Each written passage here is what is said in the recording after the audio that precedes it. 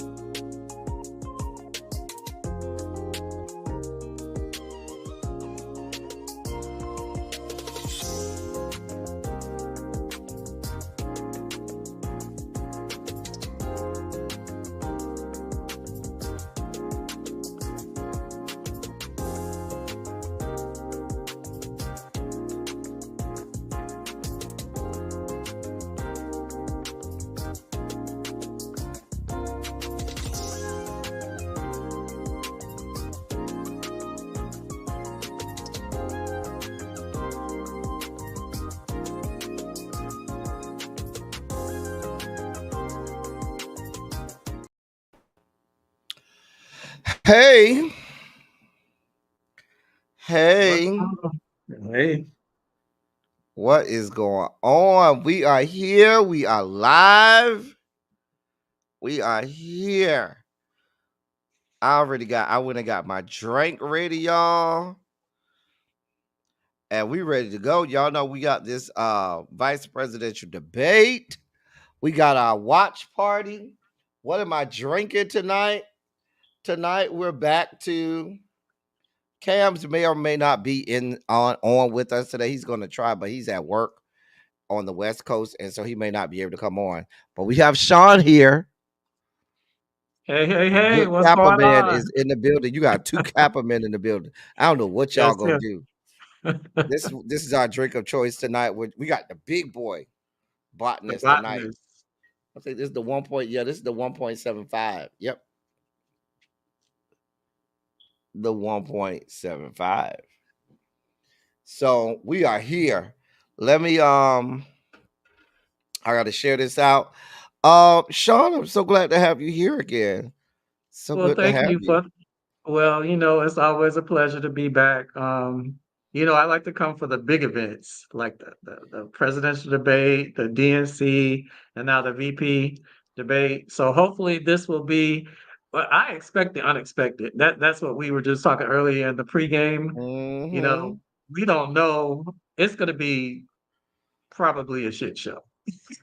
Normally, we've come to expect Yeah. most election cycles, vice presidential debates are for nerds like me that just Yeah. want to sit and hear them talk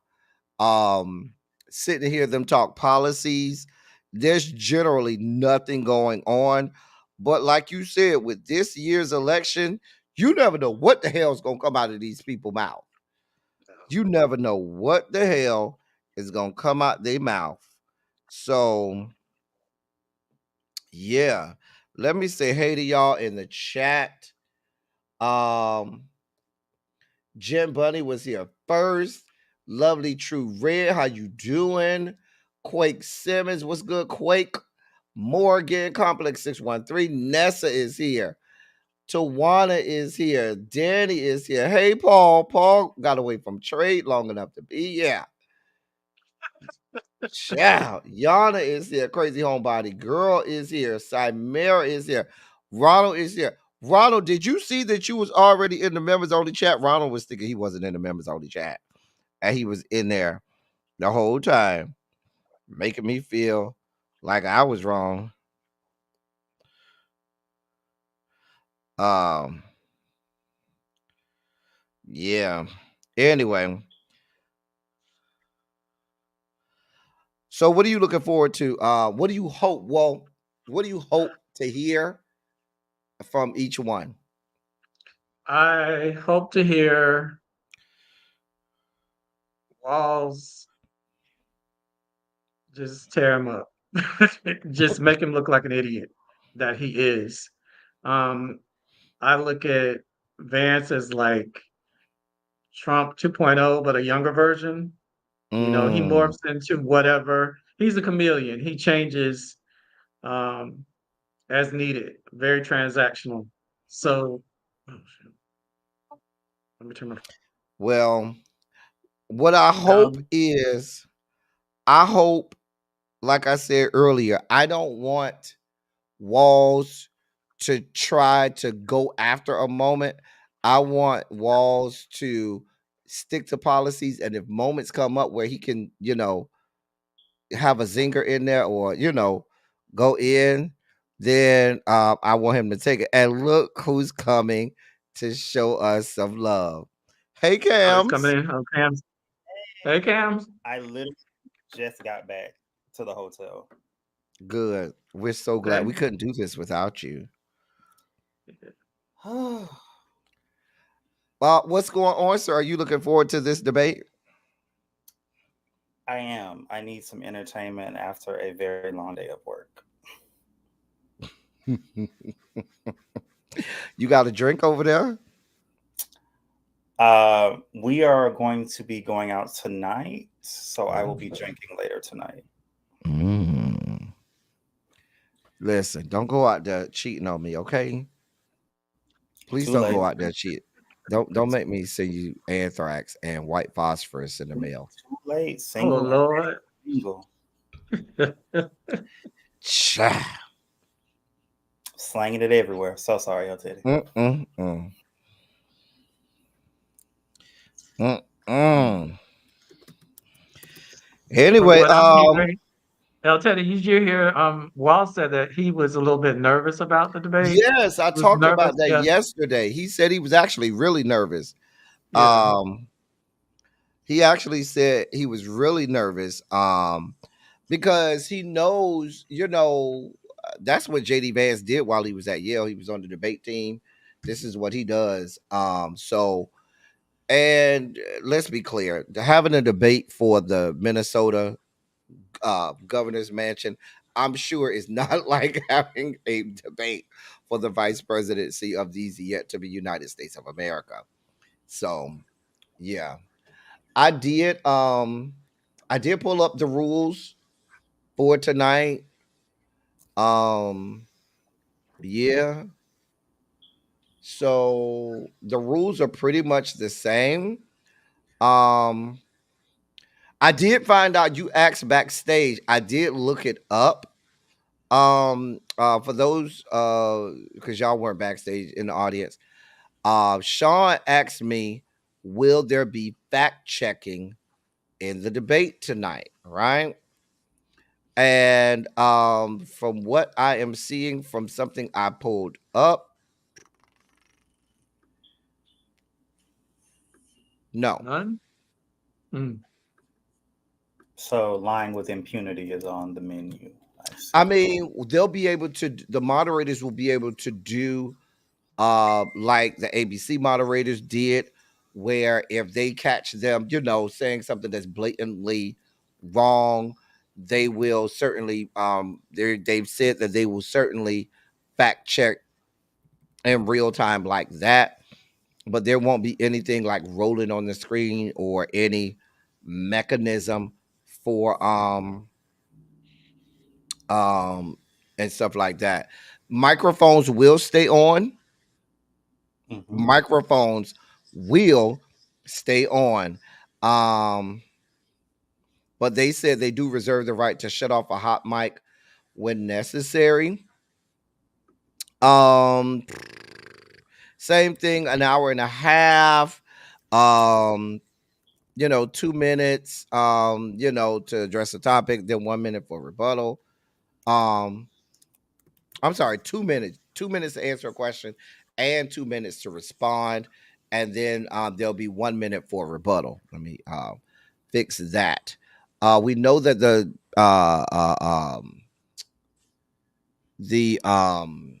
moderators are Nora O'Donnell and Margaret Brennan of CBS's Face the Nation. They will be moderating. What else I'm missing? Did I miss anything else? Anything else I I think missed? I think that's it. Is it what's the format? I don't know if you covered that. Did we cover the format?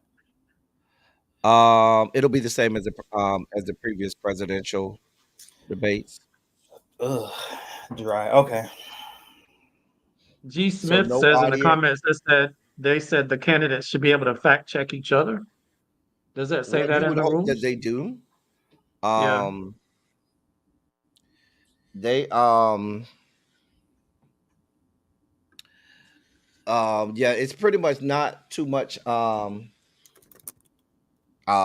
new on there. Let me say hey to some more people that came in. G. Smith, Faye Knighton. I'm glad you hear Faye Knighton. Faye Knighton always be in the replay gang, and she always leaves comments. So I'm glad Faye Knighton is able to make it in real time. C Golden is here. I ain't seen you in a minute, C Golden. I'm glad to see you. Mm. So Tiffany Blue is here. We got the people is here. Jeannie is here. V Carter is here. Tracy W is here. Yeah, we ready to go. Miss Thing is here. I already showed y'all what I'm drinking. Y'all let us know in the chat what y'all drinking tonight. Um, Somebody asked me, and so I do want to answer this before we start. They said, they asked me where do I watch the debate because they said they watch me and they know I don't have cable. And how do I watch the debate? The debate, if you go to all of the debates have been, as well as the DNC and the RNC, have all been on Amazon Prime TV or Prime Video. So I always watch it with Prime Video that way, and it's just easier for me because I have Amazon Prime. So yeah. um Somebody asked me that and I didn't want to not answer that question this time. They asked me that in the comments. um I think JD Vance is going to try to impress Donald Trump. I could see him doing that. I could really see him trying to impress his running mate, and by doing that, saying some shit he ain't got no business saying. I could see him doing that. That's not gonna be hard to do.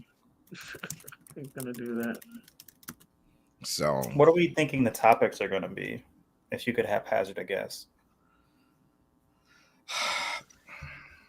they're going. I know after what happened today, they're going to ask them about Israel. That'll be a topic.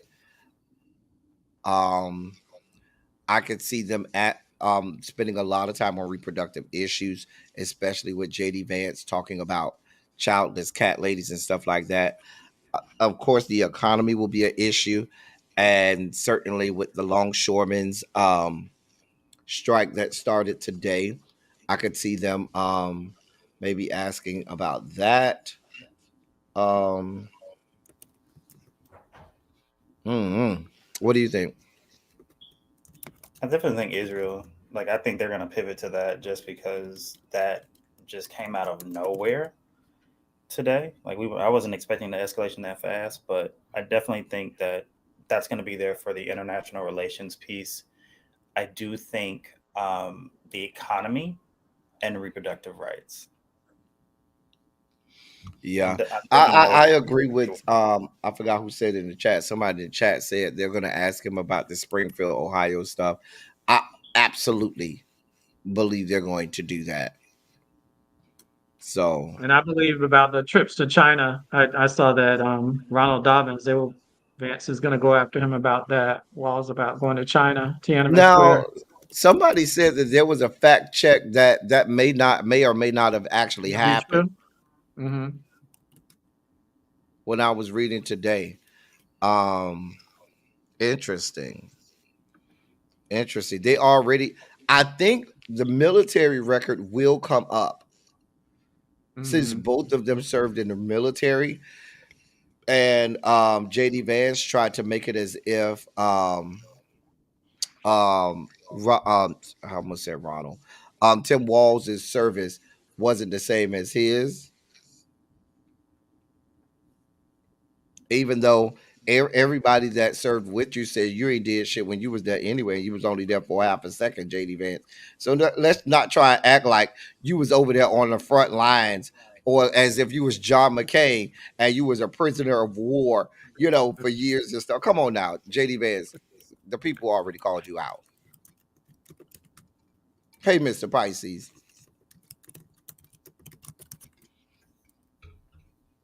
Oh, I agree, Mr. Pisces. I think they do have to talk about Hurricane Helene. Hmm. I think that'll be something that they will have to speak on. Certainly, in the aftermath of this hurricane. If they do speak about that, I think that's a great time for Walls to really hammer what Project 2025 would do, getting rid of the NOAA and FEMA, Hmm. Yeah. getting rid of both of those organizations. So I think Yeah. that would be an interesting point if they do bring that up. As there's some debate about, whether the Biden administration moved fast enough or how people are not getting what they need due to the White House, is the spin that they're trying to do on the right. So I would like for them to talk about kind of the emergency response, especially as we're entering hurricane season. Yeah. Well, we're not entering. It's almost over. We Nah, have we until entering it. We entering it. This no, is it'll the be over most at end active. of This is next the month. most active part of the season right Yeah, now. it's the most active part. Like I don't really count the the start of it because when we start really getting the ramped up, It's um, usually how the weather September. patterns. Yeah, I mean it depends. So, but for the golf, well, I'll say September, August mainly for like the East Coast, and then the golf more so for like October, November. Yeah. That's where I you believe start to that. see a lot of stuff in the golf. Yeah. But I believe, I and mean, y'all can tell me if I'm Florida, wrong. really, October is peak season. For the West Coast of Florida, for the East Yeah. Coast of Florida is before that. But I was in Florida on Thursday, right? I was in Florida. I was in Daytona, and like I said on my channel, the weather people failed those people in North Carolina. They Yeah. absolutely got that whole thing wrong. Their forecasting was it was supposed to go straight up Georgia and meander around Tennessee. And that thing says, screw you, I'm going straight over here to North and South Carolina. And that was in the middle of the night. Most people were asleep. And now a lot of people, probably hundreds of people, are dead right now. And up to Cincinnati and Louisville as well, because I have some friends in Louisville and Cincinnati that got damaged. Hmm. Um, yeah, on Friday. People in Virginia got damaged. Yeah.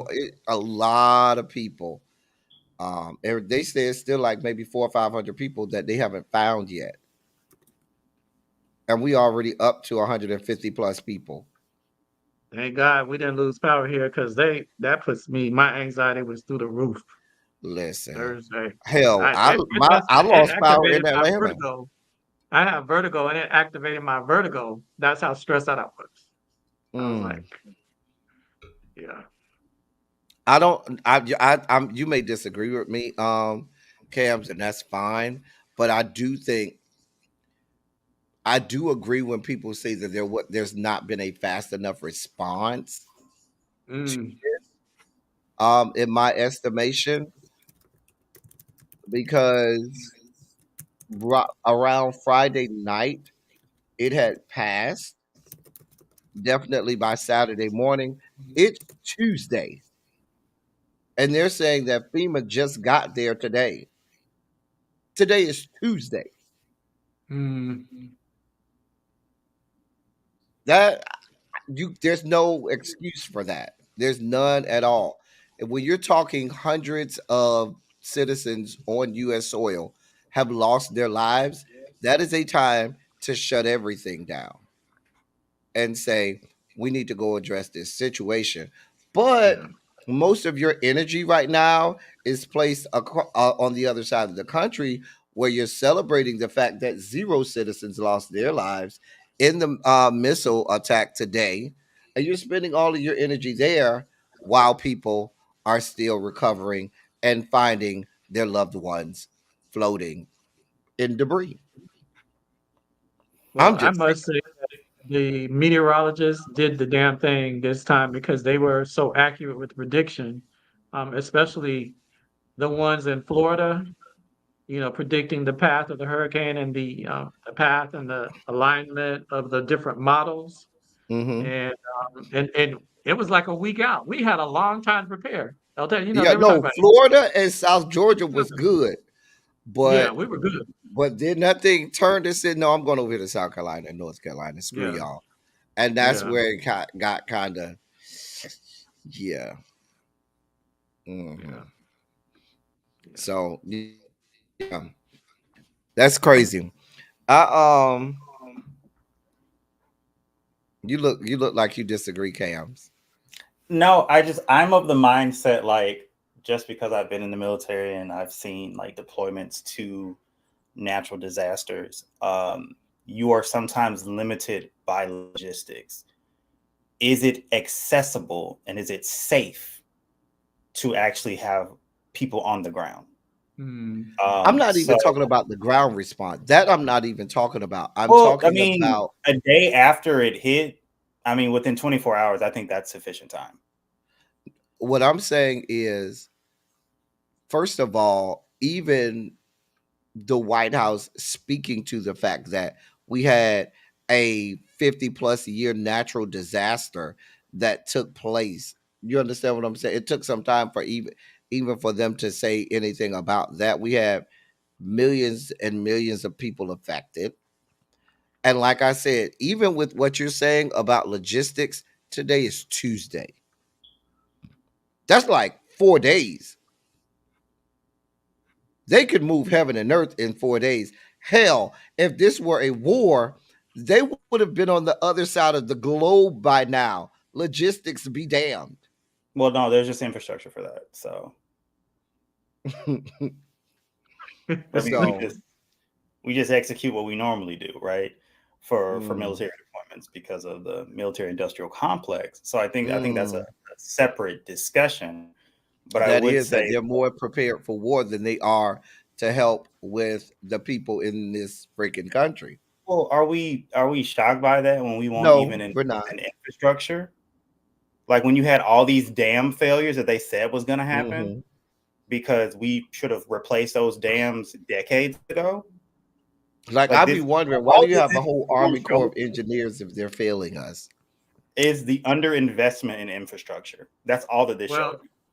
well, there has been an investment in infrastructure, but the red states that the money was they denied the money. They kicked it back. Or did what Now, they weren't supposed to do with did what it. they That's didn't spend certainly it on true. infrastructure.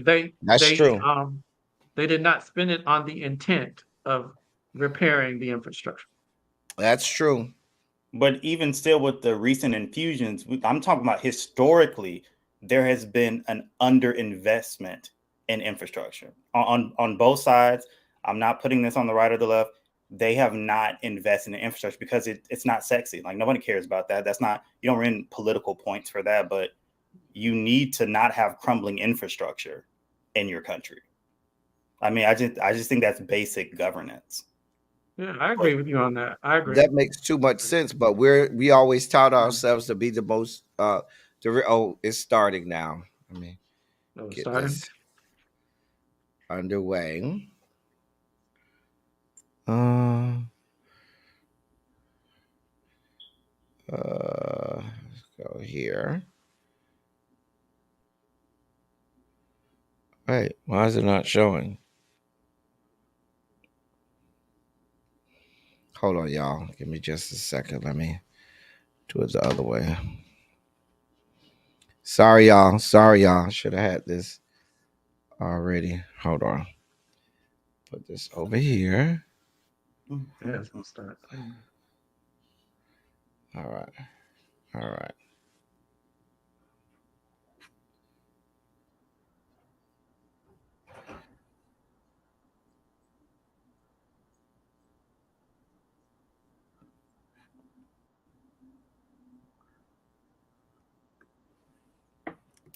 I don't know why this is not.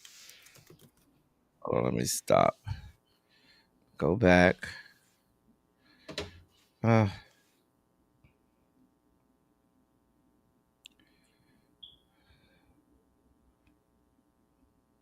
it's showing on my screen, but not showing over there. Hold on. I apologize. I got this. Take your I, time. apo- I apologize. Hang on. Make this work.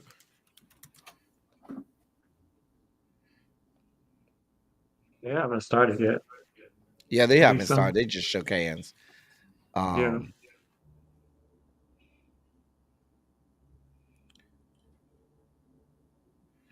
all right. All right.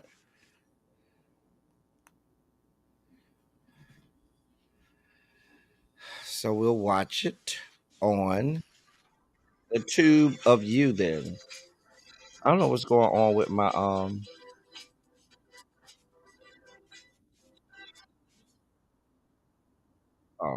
hold on. I forgot to share audio.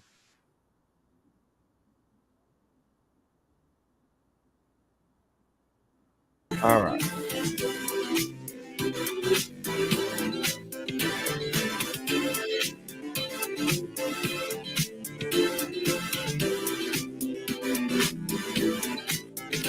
All right. Can y'all see that? Can y'all hear that? Is that better?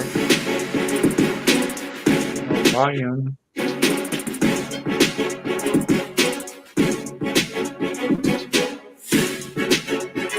I can mute it while it's doing it. But everything was good. Y'all could see that. Y'all could hear that. That was good. Yeah. Okay, good. Yeah.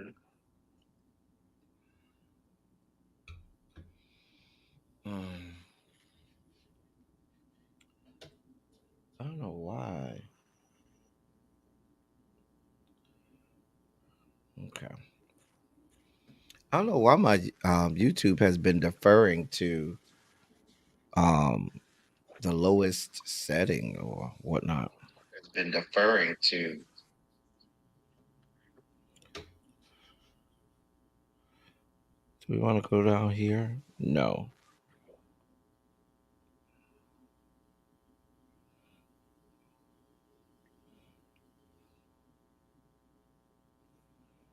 Okay. I'm just playing around with stuff.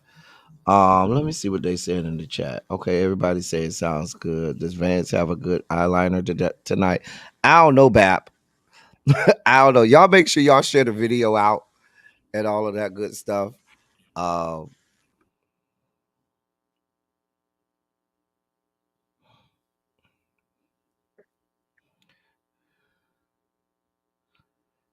chat. Yeah, make sure y'all hit the like button, share the video out, all of that good stuff. so that the people can come around here and know that we are here. We are here. Chicken, get your chicken here.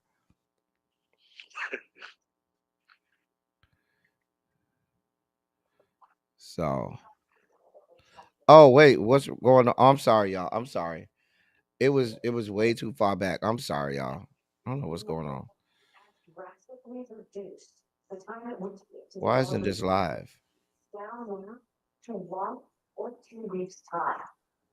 Hold on. I'm not sure what's going on, y'all. I apologize. Everything that can go wrong is going wrong today. I apologize. Forgive me. I'm usually better than this. We're so much better than this. October 7th, Hamas terrorists. Okay, there we go. Experience today, where along with our Israeli partners and our coalition, able to stop the incoming attack. But what's fundamental here is that steady leadership is going to matter. It's clear, and the world saw it on that debate stage a few weeks ago. A nearly 80-year-old Donald Trump talking about crowd sizes is not what we need in this moment. But it's not just that. It's those that were closest to Donald Trump that understand how dangerous he is when the world is this dangerous. His chief of staff, John Kelly, said that he was the most flawed human being he'd ever met. And both of his secretaries of defense and his national security advisors said he should be nowhere near the White House. Now, the person closest to them, Donald Trump, said he's unfit for the highest office. That was Senator Vance. What we've seen out of Vice President Harris is we've seen steady leadership. We've seen a calmness that is able to draw on the coalitions to bring them together, understanding that our allies matter.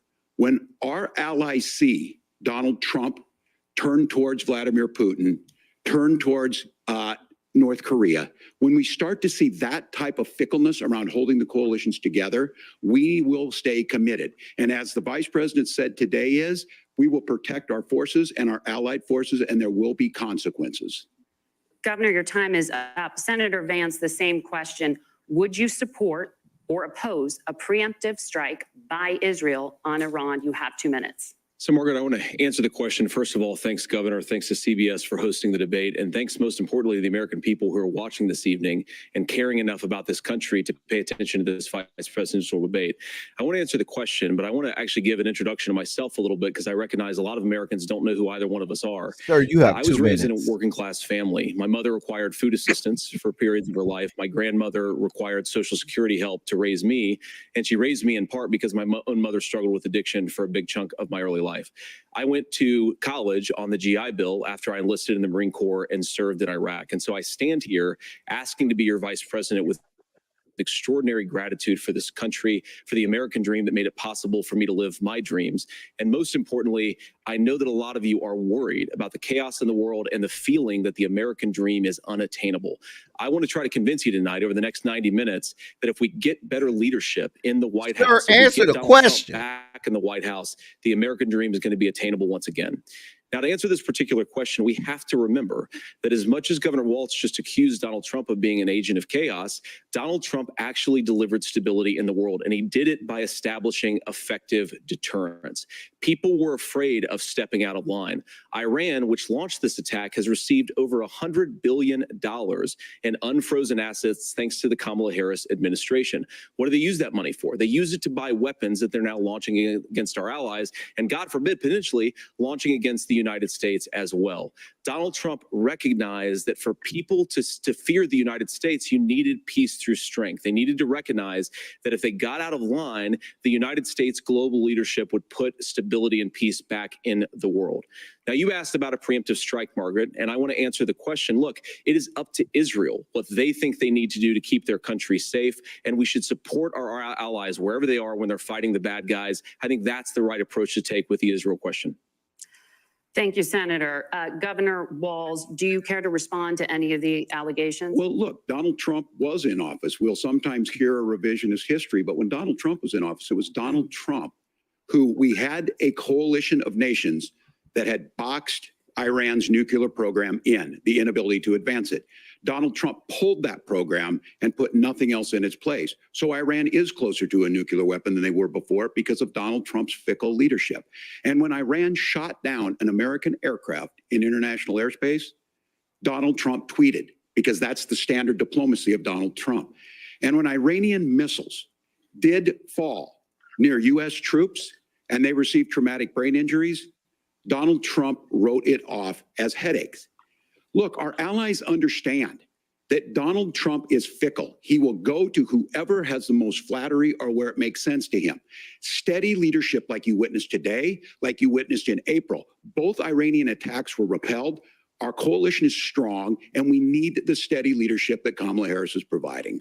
Senator Vance, the U.S. did have a diplomatic deal with Iran to temporarily pause parts of its nuclear program, and President Trump did exit that deal. He recently said, just 5 days ago, the U.S. must now make a diplomatic deal with Iran because the consequences are impossible. Did he make a mistake? You have 1 minute. Well, first of all, Margaret, diplomacy is not a dirty word, but I think that's something that Governor Walz just said is quite extraordinary. You yourself just said Iran is as close to a nuclear weapon today as they have ever been. And Governor Walz, you blame Donald Trump. Who has been the vice president for the last 3.5 years? And the answer is your running mate, not mine. Donald Trump consistently made the world more secure. Now, we talk about what the sequence of events that led us to where we are right now, and you can't ignore October the 7th, which I appreciate Governor Walz bringing up.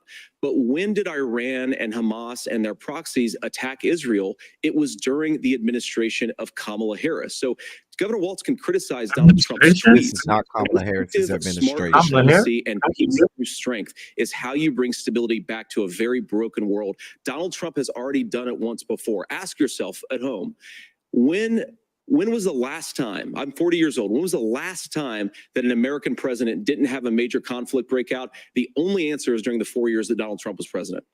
Gentlemen, we have a lot to get to. Nora? Margaret, thank you. Let's turn now to Hurricane Helene. The storm could become one of the deadliest on record. More than 160 people are dead and hundreds more are missing. Scientists say climate change makes these hurricanes larger, stronger, and more deadly because of the historic rainfall. Senator Vance, according to CBS News polling, 7 in 10 Americans and more than 60% of Republicans under the age of 45 favor the U.S. taking steps to try and reduce climate change. Senator, what responsibility would the Trump administration have to try and reduce the impact of climate change? I'll give you 2 minutes. Sure. So first of all, let's start with the hurricane because it's an unbelievable, unspeakable human tragedy. I just saw today actually a photograph of 2 grandparents on a roof with a 6-year-old child, and it was the last photograph ever taken of them because the roof collapsed and those innocent people lost their lives. And I'm sure Governor Walz joins me in saying our hearts go out to those innocent people, our prayers go out to them, and we want as robust and aggressive as a federal response as we can get to save as many lives as possible, and then of course afterwards to help the people in those communities rebuild. I mean, these are communities that I love. Some of them I know very personally in Appalachia, all across the Southeast. They need their government to do their job, and I commit that when Donald Trump is president again, the government will put the citizens of this country first when they suffer from a disaster.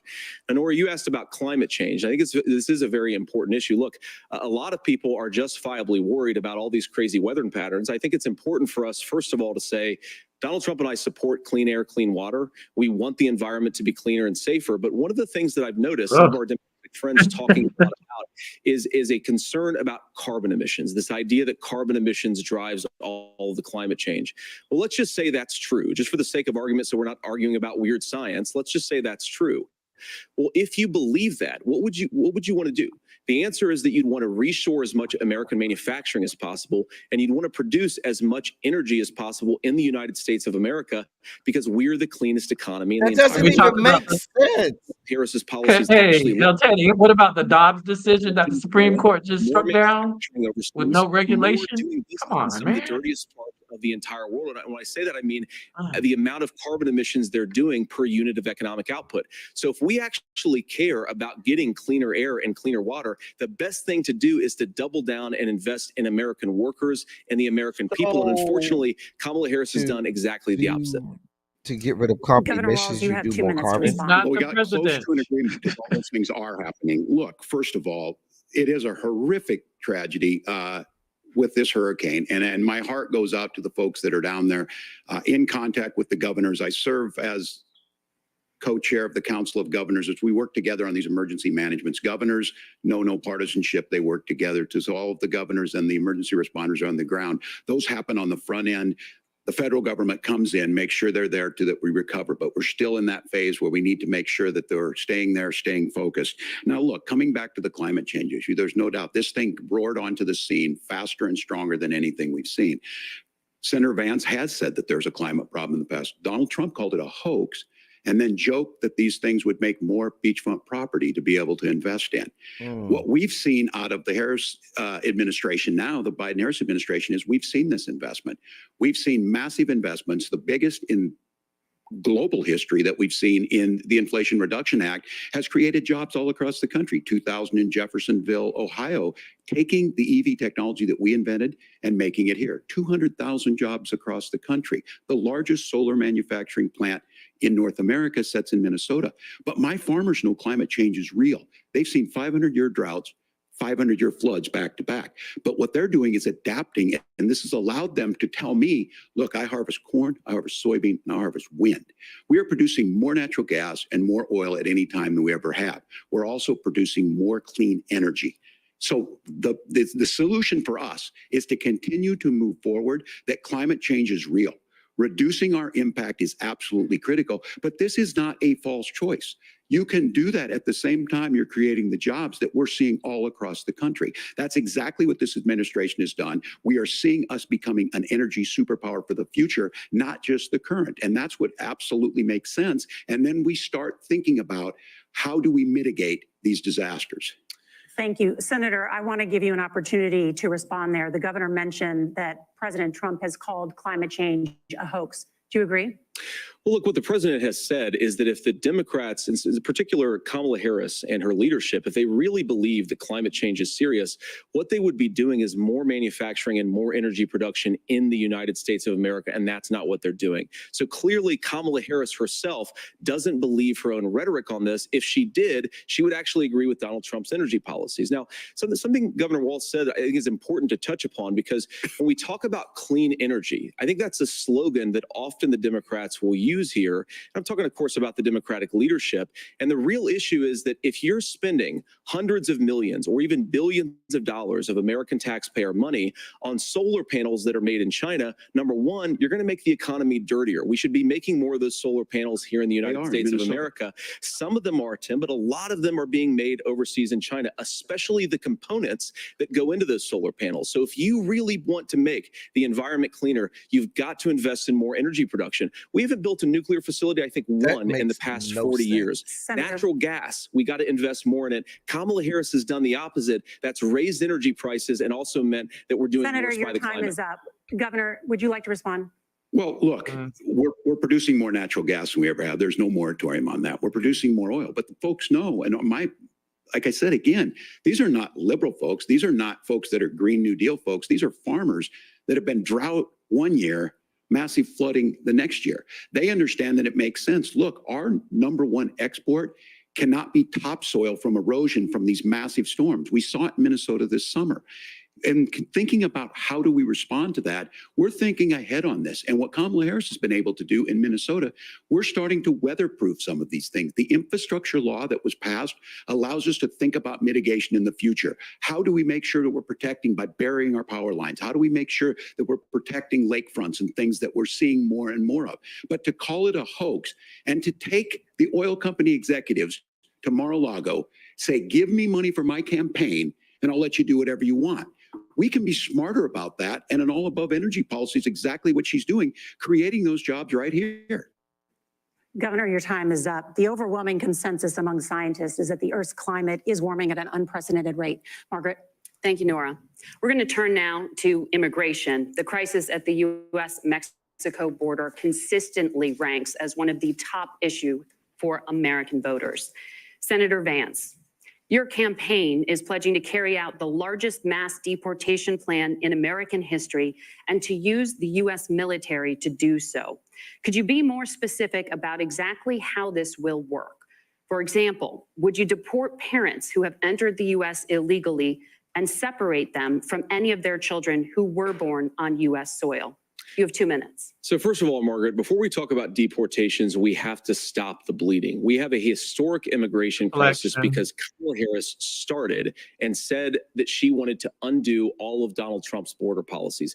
94 executive orders suspending deportations, decriminalizing illegal aliens, all of Donald massively Trump's increasing the asylum fraud that exists in our system. That has opened the floodgates. And what it's meant is that a lot of fentanyl is coming into our country. I had a mother who struggled with opioid addiction and has gotten clean. I don't want people who are struggling with addiction to be deprived of their second chance because Kamala Harris let in fentanyl into our communities at record levels. So you've got to stop the bleeding. You've got to re-implement Donald Trump's border policies, build the wall, re-implement deportations. And that gets me to your point, Margaret, about what do we actually do? So we've got 25 million illegal aliens who are here in the country. What do we do with them? I think the first thing that we do is we start with the criminal migrants. About 1 million of those people have committed some form of crime in addition to crossing the border illegally. I think you start with deportations on those folks. And then I think you make it harder for illegal aliens to undercut the wages of American workers. A lot of people will go home if they can't work for less than minimum wage in our own country. And by the way, that'll be really good for our workers who just want to earn a fair wage for doing a good day's work.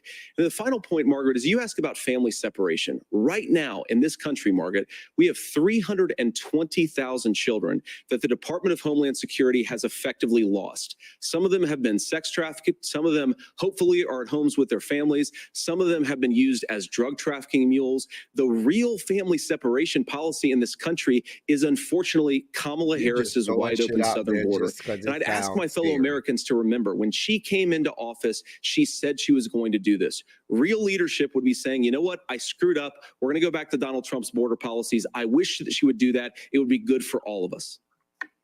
Governor, do you care to respond to any of those specific allegations, including that the vice president is, quote, letting in fentanyl and using kids as drug mules, among other things regarding children? The drug mule is not true, but I will say about this, about the fentanyl, because this is a crisis of this, the opioid crisis. And the good news on this is the last 12 months saw the largest decrease in opioid deaths in our nation's history, 30% decrease in Ohio, but there's still more work to do. But let's go back to this on immigration. Kamala Harris was the attorney general of the largest state and a border state in California. She's the only person in this race who prosecuted transnational gangs for human trafficking and drug interventions. But look, we all want to solve this. Most of us want to solve this, and that is the United States Congress. That's the Border Patrol agents. That's the Chamber of Commerce. That's most Americans out here. That's why we had the fairest and the toughest bill on immigration that this nation's seen. It was crafted by a conservative senator from Oklahoma, James Lankford. I know him. He's super conservative, but he's a man of principle, wants to get it done. Democrats and Republicans worked on this piece of legislation. The Border Patrol said, this is what we need in here. These are the experts. And the Chamber of Commerce and the Wall Street Journal said, pass this thing. Kamala Harris helped get there. 1,500 new border agents, detection for drugs, DOJ money to speed up these the adjudications on this, just what America wants. But as soon as I was getting ready to pass and actually tackle this, Donald Trump said no, told them to vote against it because it gives him a campaign issue. It gives him what would Donald Trump talk about if we actually did some of these things? And they need to be done by the legislature. You can't just do this through the executive branch. So look, we have the options to do this. Donald Trump had 4 years. He had 4 years to do this. And he promised you, America, how easy it would be. I'll build you a big, beautiful wall, and Mexico will pay for it. Less than 2% of that wall got built, and Mexico didn't pay a dime. But here we are again, 9 years after he came down that escalator. That's good, Walls. Dehumanizing people and telling them what he was going to do. As far as the deportation plan, at one point, Senator Vance said it was so unworkable to be laughable. So that's where we're at. Pass the bill, she'll sign it. Governor, your time is up. Senator, the question was, will you separate parents from their children, even if are U.S. citizens? Come back to the question. Margaret, my Yes, point yes. is we already have massive child separations thanks to Kamala Harris's open border. And I didn't accuse Kamala Harris of inviting drug mules. I said that she enabled the Mexican drug cartels to operate freely in this country. And we know that they use children as drug mules. And it is a disgrace and it has to stop. Look, I think what Tim said just doesn't pass the smell test. For 3 years, Kamala Harris went out bragging that she was going to undo Donald Trump's Answer border the policy. question. She did exactly that. We had a record number of illegal crossings. We had a record number of fentanyl coming into our country. And now that she's running for president, or a few months before, she says that somehow she got religion and cared a lot about a piece of legislation. The only thing that she did when she became the vice president, when she became the appointed border czar, was to undo 94 Donald Trump executive actions that opened the border. This problem Can't is do that. massive problems in the United States of America.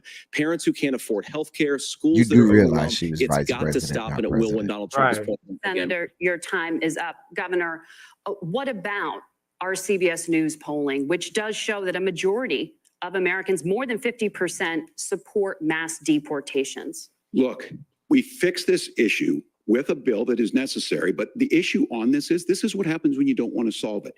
You demonize it. And we saw this. And Senator Vance, and it surprises me on this, talking about and saying, I will create stories to bring attention to this. That vilified a large number of people who were here legally go. in the community of Springfield. The Republican governor said, it's not true. Don't do it. There's consequences for this. There's consequences. We could come together. Senator Langford did it. We could come together and solve this if we didn't let Donald Trump continue to make it an issue. And the consequences in Springfield were the governor had to send state law enforcement to escort kindergartners to school. I believe Senator Vance wants to solve this, but by standing with Donald Trump and not working together to find a solution, it becomes a talking point. And when it becomes a talking point like this, we dehumanize and villainize other human beings. Tim, Governor, your time is up. Senator, I'll give you 1 minute, but let me just ask you the question first. The governor has made the point, and I think as a sitting lawmaker, you know that Congress controls the purse strings and any funding.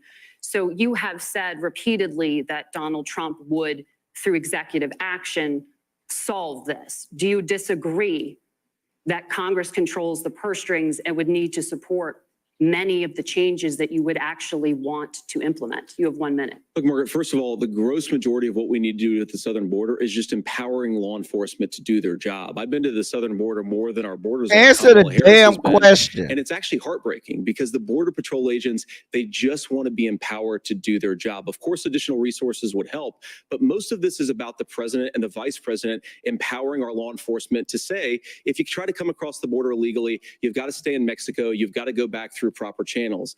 Now, Governor Walz brought up the community of Springfield, and he's very worried about the things that I've said in Springfield. Look, in Springfield, Ohio, and in communities all across this country, you've got schools that are overwhelmed. You've got hospitals that are overwhelmed. You've got housing that is totally unaffordable because we brought in millions of illegal immigrants to compete with Americans for scarce homes. The people that I'm most worried about in Springfield, Ohio, are the American citizens who have had their lives destroyed by Kamala Harris's open border. It is a disgrace, Tim. And I actually think, I agree with you. I think you want to solve this problem, but I don't think that Kamala Harris does. Senator, your time is up. Governor, you have 1 minute to respond. Yeah, well, it is law enforcement that asked for the bill.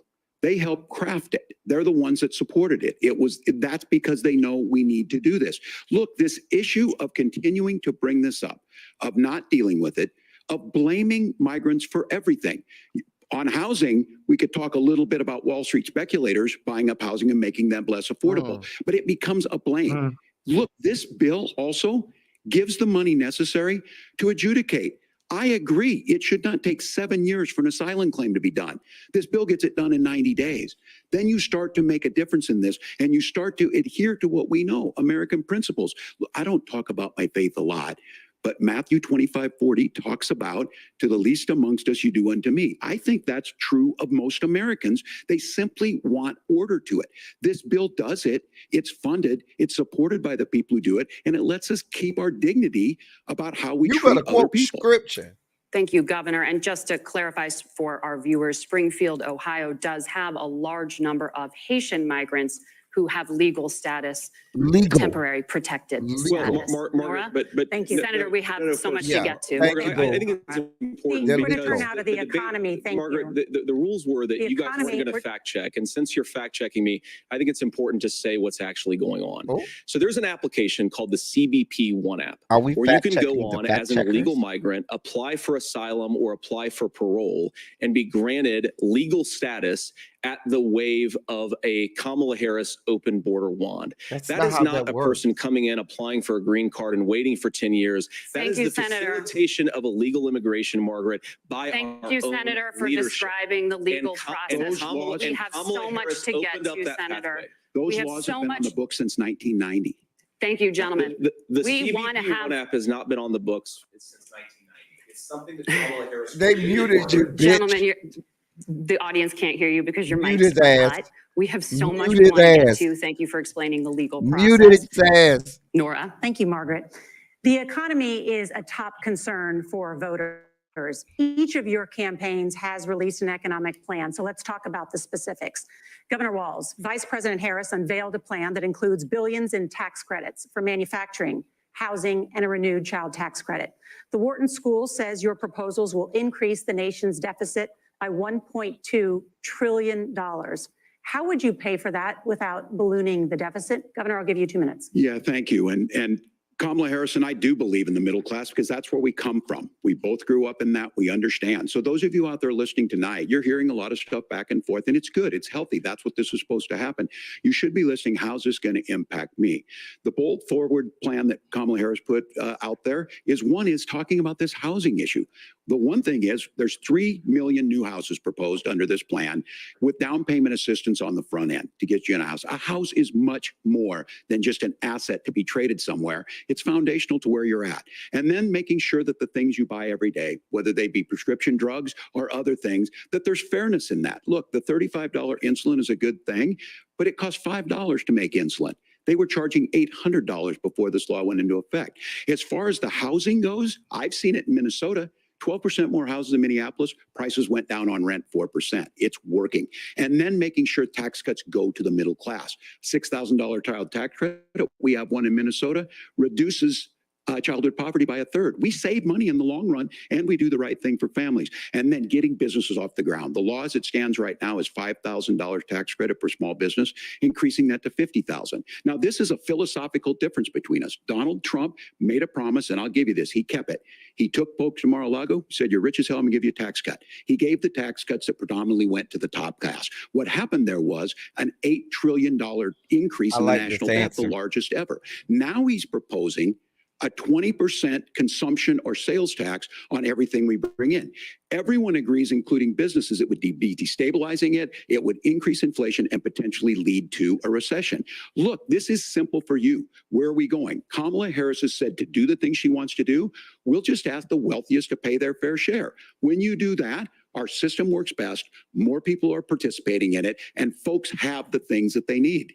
Senator, I want to give you a moment to respond on that. But similarly, the Wharton School has done an analysis of the Trump plan and says it would increase the nation's deficit by $5.8 trillion. My question is the same for you. How do you pay for all that without ballooning the deficit? I'll give you 2 minutes. Well, first of all, you're going to hear a lot from Tim Walz this evening, and you just heard it in the answer. A lot of what Kamala Harris proposes to do, and some of it, I'll be honest with you, it even sounds pretty good. Here's what you won't hear, is that Kamala Harris has already done it.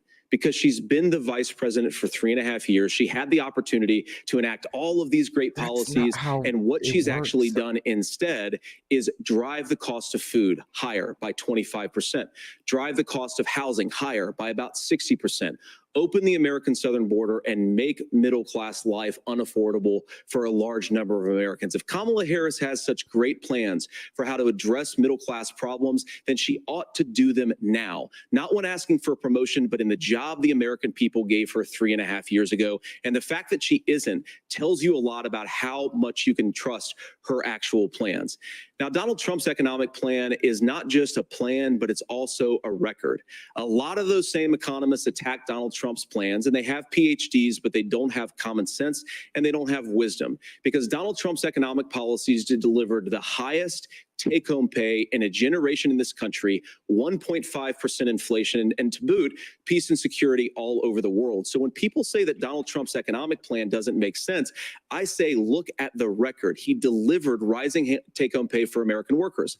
Now, Tim admirably admits that they want to undo the Trump tax cuts. But if you look at what was so different about Donald Trump's tax cuts, even from previous Republican tax cut plans, is that a lot of those resources went to giving more take-home pay to middle class and working class Americans. It was passed in 2017, and you saw an American economic boom unlike we've seen in a generation in this country. That is a record that I'm proud to run on, and we're going to get back to that common sense wisdom so that you can afford to live the American dream again. I know a lot of you are struggling. I know a lot of you are worried about paying the bills. It's going to stop when Donald Trump brings back common sense to this country. Governor, do you want to respond to that? What has Kamala Harris done for the middle class? Yeah, well, Kamala Harris's day one was Donald Trump's failure on COVID that led to the collapse of our economy. We were already before COVID in a manufacturing recession, but 10 million people out of work, largest percentage since the Great Depression. 9 million jobs closed on that. That was day one. Whether it was the Infrastructure Act or other things we moved. Now, you made a question about experts, said this. I've made a note of this. Economists can't be trusted. Science can't be trusted. National security folks can't be trusted. Look, if you're going to be president, you don't have all the answers. Donald Trump believes he does. My pro tip of the day is this. If you need heart surgery, listen to the people at the Mayo Clinic in Rochester, Minnesota, not Donald Trump. And the same thing goes with this. And I ask you out there, teachers, nurses, truck drivers, whatever, how is it fair that you're paying your taxes every year and Donald Trump hasn't paid any federal tax in the last 15 years, and the last year as president? That's what's wrong with the system. There's a way around it, and he's bragged about that. We're just asking for fairness in it, and that's all you want. You have a minute. Governor, you say trust the experts. But those same experts for 40 years said that if we shipped our manufacturing base off to China, we'd get cheaper goods. They lied about that. They said if we shipped our industrial base off to other countries, to Mexico and elsewhere, it would make the middle class stronger. They were wrong about that. They were wrong about the idea that if we made America less self-reliant, less productive in our own nation, that it would somehow make us better. And they were wrong about it. And for the first time in a generation, Donald Trump had the wisdom and the courage to say to that bipartisan consensus, we're not doing it anymore. We're bringing American manufacturing back. We're unleashing American energy. We're going to make more of our own stuff. And this isn't just an economic issue. I mean, I've got 3 beautiful little kids at home, 7, 4, and 2. And I love them very much. And I hope they're in bed right now. But look, so many of the drugs, the pharmaceuticals that we put in the bodies of our children are manufactured by nations that hate us. This has to stop, and we're not going to stop it by listening to experts. We're going to stop it by listening to common sense wisdom, which is what Donald Trump governed on. Senator, your time is up. Governor Walz, can you address that? People say they trust Donald Trump on the economy more. Why? Well, if you're listening tonight and you want billionaires to get tax cuts, you heard what the numbers were. Look, I'm a union guy on this. I'm not a guy who wanted to ship things overseas, but I understand that, look, we produce soybeans and corn. We need to have fair trading partners. That's something that we believe in. I think the thing that most concerns me on this is Donald Trump was the guy who created the largest trade deficit in American history with China. So the rhetoric is good. Much of what the senator said right there, I'm in agreement with him on this. I watched it happen too. I watched it to my communities, and we talked about that. But we had people undercutting the right to collectively bargain. We had right to work states made it more difficult. We had companies that were willing to ship it over, and we saw people profit. Folks that are venture capital in some cases, putting money into companies that were overseas. We're in agreement that we bring those home. The issue is Donald Trump is talking about it. Kamala Harris has a record, 250,000 more manufacturing jobs just out of the IRA. May I respond to that? Yes. So appreciate that. So if you notice, what Governor Walz just did is he said, first of all, Donald Trump has to listen to the experts. And then when he acknowledged that the experts screwed up, he said, well, Donald Trump didn't do nearly as good of a job as the statistics show that he did. So what Tim Walz is doing, and I honestly, Tim, I think you got a tough job here, because you've got to play whack-a-mole. You've got to pretend that Donald Trump didn't deliver rising take-home pay, which of course he did. You've got to pretend that Donald Trump didn't deliver lower inflation, which of course he did. And then you simultaneously got to defend Kamala Harris's atrocious economic record, which has made gas, groceries, and housing unaffordable for American citizens. I was raised by a woman who would sometimes go into medical debt so that she could put food on the table in our household. I know what it's like to not be able to afford the things that you need to afford. We can do so much better. To all of you watching, we can get back to an America that's affordable again. We just got to get back to common sense economic principles. I hope we have a conversation on healthcare then. Senator, Governor. Please. Thank you. Margaret? We have a lot to get to ahead, gentlemen, on many topics. But right now, I want to talk about personal qualifications. The vice president is often the last voice the president hears before making consequential decisions. We want to ask you about your leadership qualities. Governor Walz, you said you were in Hong Kong during the deadly Tiananmen Square protests in the spring of 1989. But Minnesota Public Radio and other media outlets are reporting that you actually didn't travel to Asia until August of that year. Can you explain that discrepancy? Yeah, well, and to the folks out there who didn't get at the top of this, look, I grew up in small rural Nebraska, town of 400, town that you rode your bike with your buddies till the streetlights come on, and I'm proud of that service.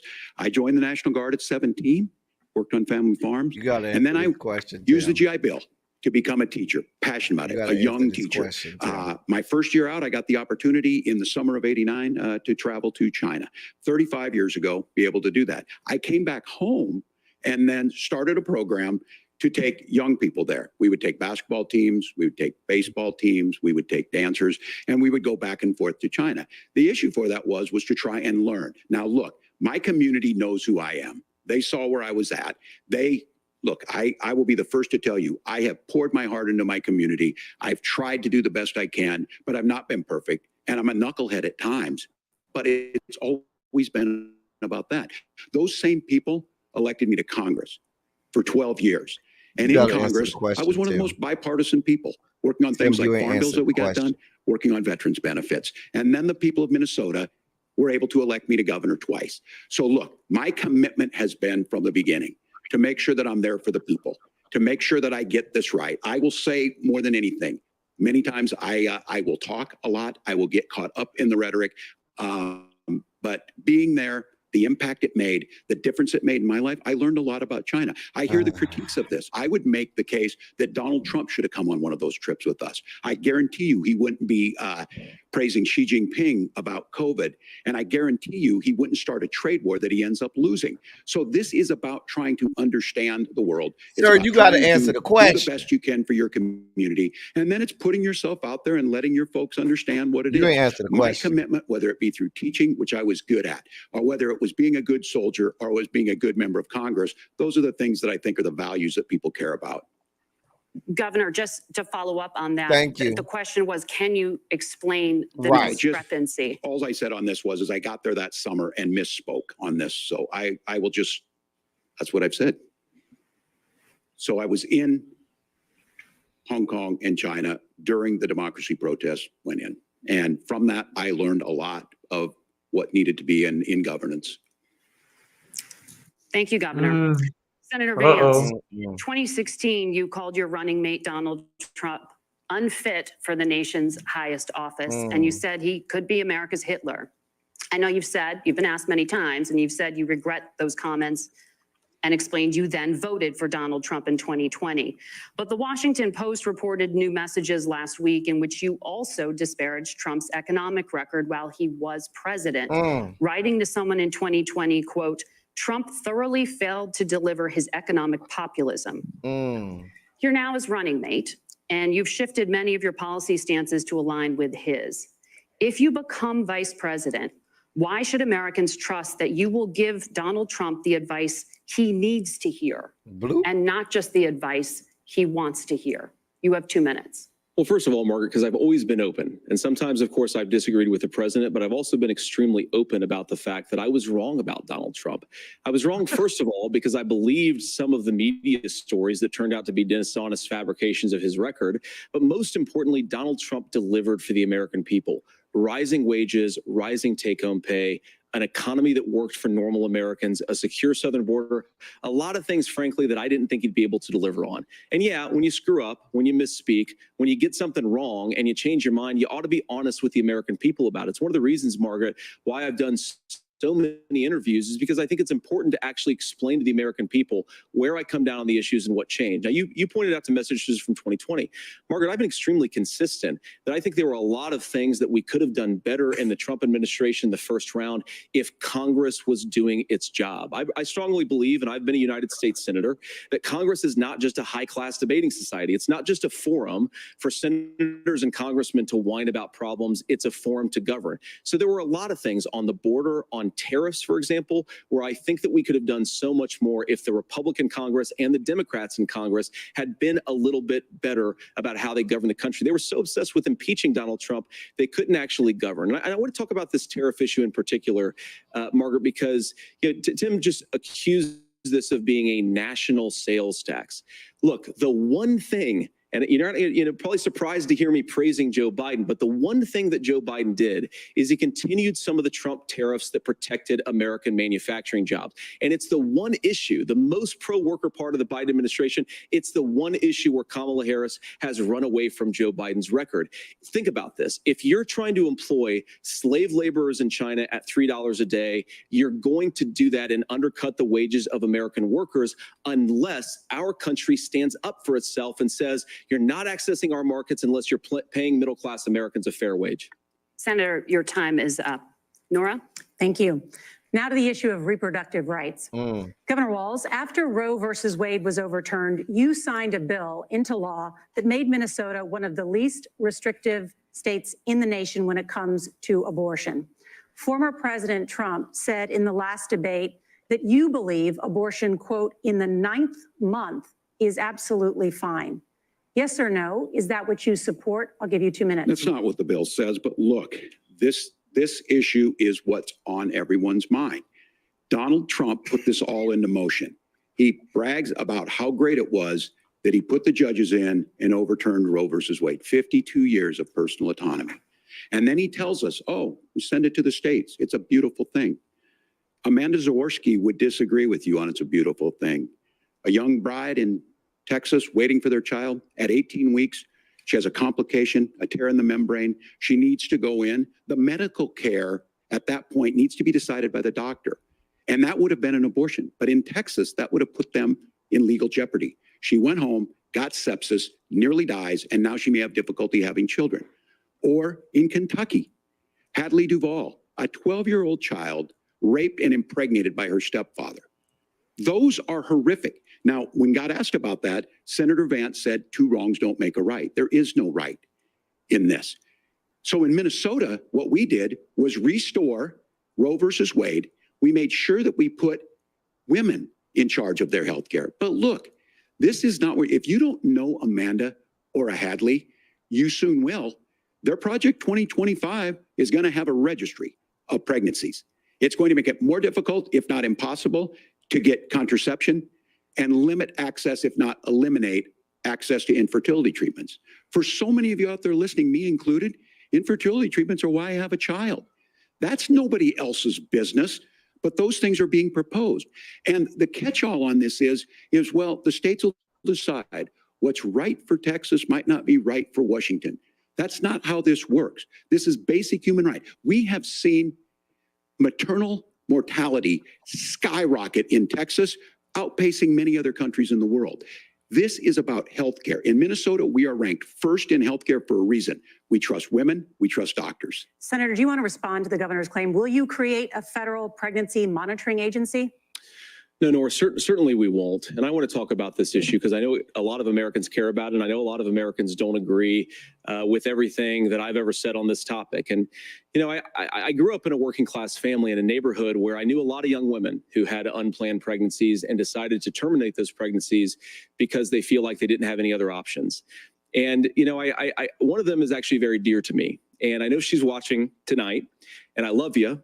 And she told me something a couple years ago that she felt like if she hadn't had that abortion, that it would have destroyed her life because she was in an abusive relationship.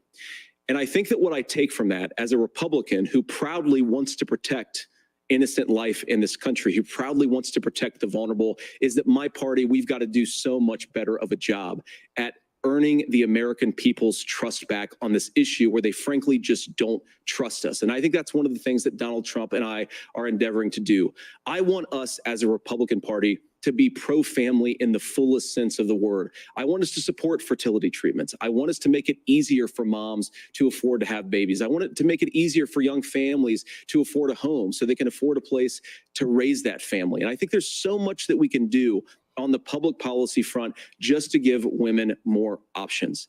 Now, of course, Donald Trump has been very clear that on the abortion policy specifically, that we have a big country and it's diverse. And California has a different viewpoint on this than Georgia. Georgia has a different viewpoint from Arizona. And the proper way to handle this, as messy as democracy sometimes is to let voters make these decisions, let the individual states make their abortion policy. And I think that's what makes the most sense in a very big, a very diverse, and let's be honest, sometimes a very, very messy and divided country.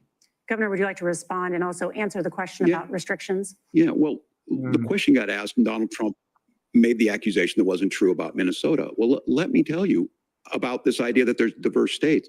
There's a young woman named Amber Thurman. She happened to be in Georgia, a restrictive state. Because of that, she had to travel a long distance to North Carolina to try and get her care. Amber Thurman died in that journey back and forth. The fact of the matter is, how can we as a nation say that your life and your rights, as basic as the right to control your own body, is determined on geography? There's a very real chance, had Amber Thurman lived in Minnesota, she would be alive today. That's why the restoration of Roe versus Wade. When you listen to Vice President Harris talk about this subject and you hear me talk about it, you hear us talking exactly the same. Donald Trump is trying to figure out how to get the political right of this. I agree with a lot of what Senator Vance said about what's happening. His running mate, though, does not, and that's the problem. Governor, your time is up. Senator, let me ask you about that. He mentioned, it was, I think, referring to a national ban. In the past, you have supported a federal ban on abortion after 15 weeks. In fact, you said if someone can't support legislation like that, quote, you are making the United States the most barbaric pro-abortion regime anywhere in the entire world. My question is, why have you changed your position? Well, Nora, first of all, I never supported a national ban. You I did when I was running for Senate in 2022, talk about setting some minimum national standard. For example, we have a partial birth abortion ban in place in this country at the federal level. I don't think anybody's trying to get rid of that, or at least I hope not, though I know that Democrats have taken a very radical pro-abortion stance. But Nora, you know, one of the things that changed is in the state of Ohio, we had a referendum in 2023, and the people of Ohio voted overwhelmingly, by the way, against my position. And I think that what I learned from that, Nora, is that we've got to do a better job at winning back people's trust. So many young women would love to have families. So many young women also see an unplanned pregnancy as something that's going to destroy their livelihood, destroy their education, destroy their relationships. And we have got to earn people's trust back. And that's why Donald Trump and I are committed to pursuing pro-family policies, making childcare more accessible, making fertility treatments more accessible. But you still are going to not give them the right to have an abortion. We've got to do a better job at that. And that's what real leadership is. Governor, your response. I'm going to respond on the pro-abortion piece of that. No, we're not. We're pro-women. We're pro-freedom to make your own choice. We know what the implications are to not be that. Women having miscarriages, women not getting the care, physicians feeling like they may be prosecuted for providing that care. And as far as making sure that we're educating our children and giving them options, Minnesota's a state with one of the lowest teen pregnancy rates. We understand that too. We know that the options need to be available, and we make that true. We also make it, we're a top 3 state for the best place to raise children. But these two things, to try and say that we're pro-children, but we don't like this, or you guys are pro-abortion, that's not the case at all. We are pro-freedoms for women to make their choices, and we're going, and Kamala Harris is making the case, to make options for children more affordable, a $6,000 child tax credit, but we're not going to base that on the backs of making someone like Amber Thurman drive 600 miles to try and get health care. Senator. May I respond to that? First of all, Governor, I agree with you. Amber Thurman should still be alive, and there are a lot of people who should still be alive, and I certainly wish that she was. And maybe you're free to disagree with me on this and explain this to me. But as I read the Minnesota law that you signed into law, the statute that you signed into law, it says that a doctor who presides over an abortion where the baby survives, the doctor is under no obligation to provide life-saving care to a baby who survives a botched late-term abortion. That is, I think, whether you're pro-choice or pro-abortion, that is fundamentally barbaric. And that's why I use that word, Nora, is because some of what we've seen, do you want to force Catholic hospitals to perform abortions against their will? Because Kamala Harris has supported suing Catholic nuns to violate their freedom of conscience. We can be a big and diverse country where we respect people's freedom of conscience and make the country more pro-baby and pro-family. But please. Yes, Governor, please respond. Look, this is one where there's always something there. This is a very simple proposition. These are women's decisions to make about their healthcare decisions, and the physicians who know best when they need to do this. Trying to distort the way a law is written to try and make a point, that's not it at all. What was I wrong about, Governor? Please tell me, what was I wrong about? That is not the way the law is written. Look, I've given I've given this advice on a lot of things, that getting involved, that's been misread, and it was fact-checked at the last debate. But the point on this is there's a continuation of these guys to try and tell women or to get involved. I use this line on this, just mind your own business on this. Things worked best when Roe versus Wade was in place. When we do a restoration of Roe, that works best. That doesn't preclude us from increasing funding for children. It doesn't increase us from making sure that once that child's born, like in Minnesota, they get meals, they get early childhood education, they get health care. So the hiding behind we're going to do all these other things when you're not proposing them in your budget. Kamala Harris is proposing them. She's proposing all those things to make life easier for families. I asked a specific question, Governor. You gave me a slogan as a response. It's not the case. It's not true. That's not what the law says. So they fact-checked it with President Trump. Right, because you just Gentlemen, making there's shit a lot up. to discuss. We have to move on, and we're going to be right back with much more of the CBS News vice presidential debate in just a moment. Oh, boy. So I think they both had strong moments. I think they both had moments where they had issues and gaffes, or I guess we'll say. Hold on. Well, not giving them no free promotion. But I'll let you go first. Strongest points for each one so far. Walls start. I was taking notes this time because I didn't want to get caught slipping. Walls start. Walls started off a little shaky. I believe there was some nerves, but then he found his stride and he did get his points across within the allotted time given by the moderators. That whole Tiananmen Square, that was a big red flag for me. You know, that whole gaffe that he said, I misspoke and yada, yada, yada. Now with the Vance, I like the fact that they cut his mic off. They did cut his mic off.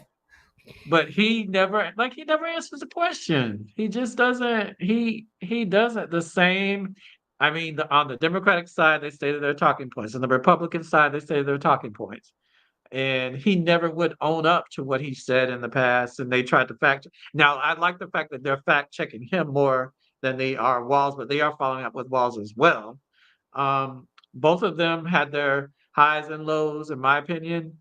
But it's just it's still a shit show in my opinion, especially on the Vance with the whole late term abortion and all of that. That is just ridiculous. No one does that. That's ridiculous.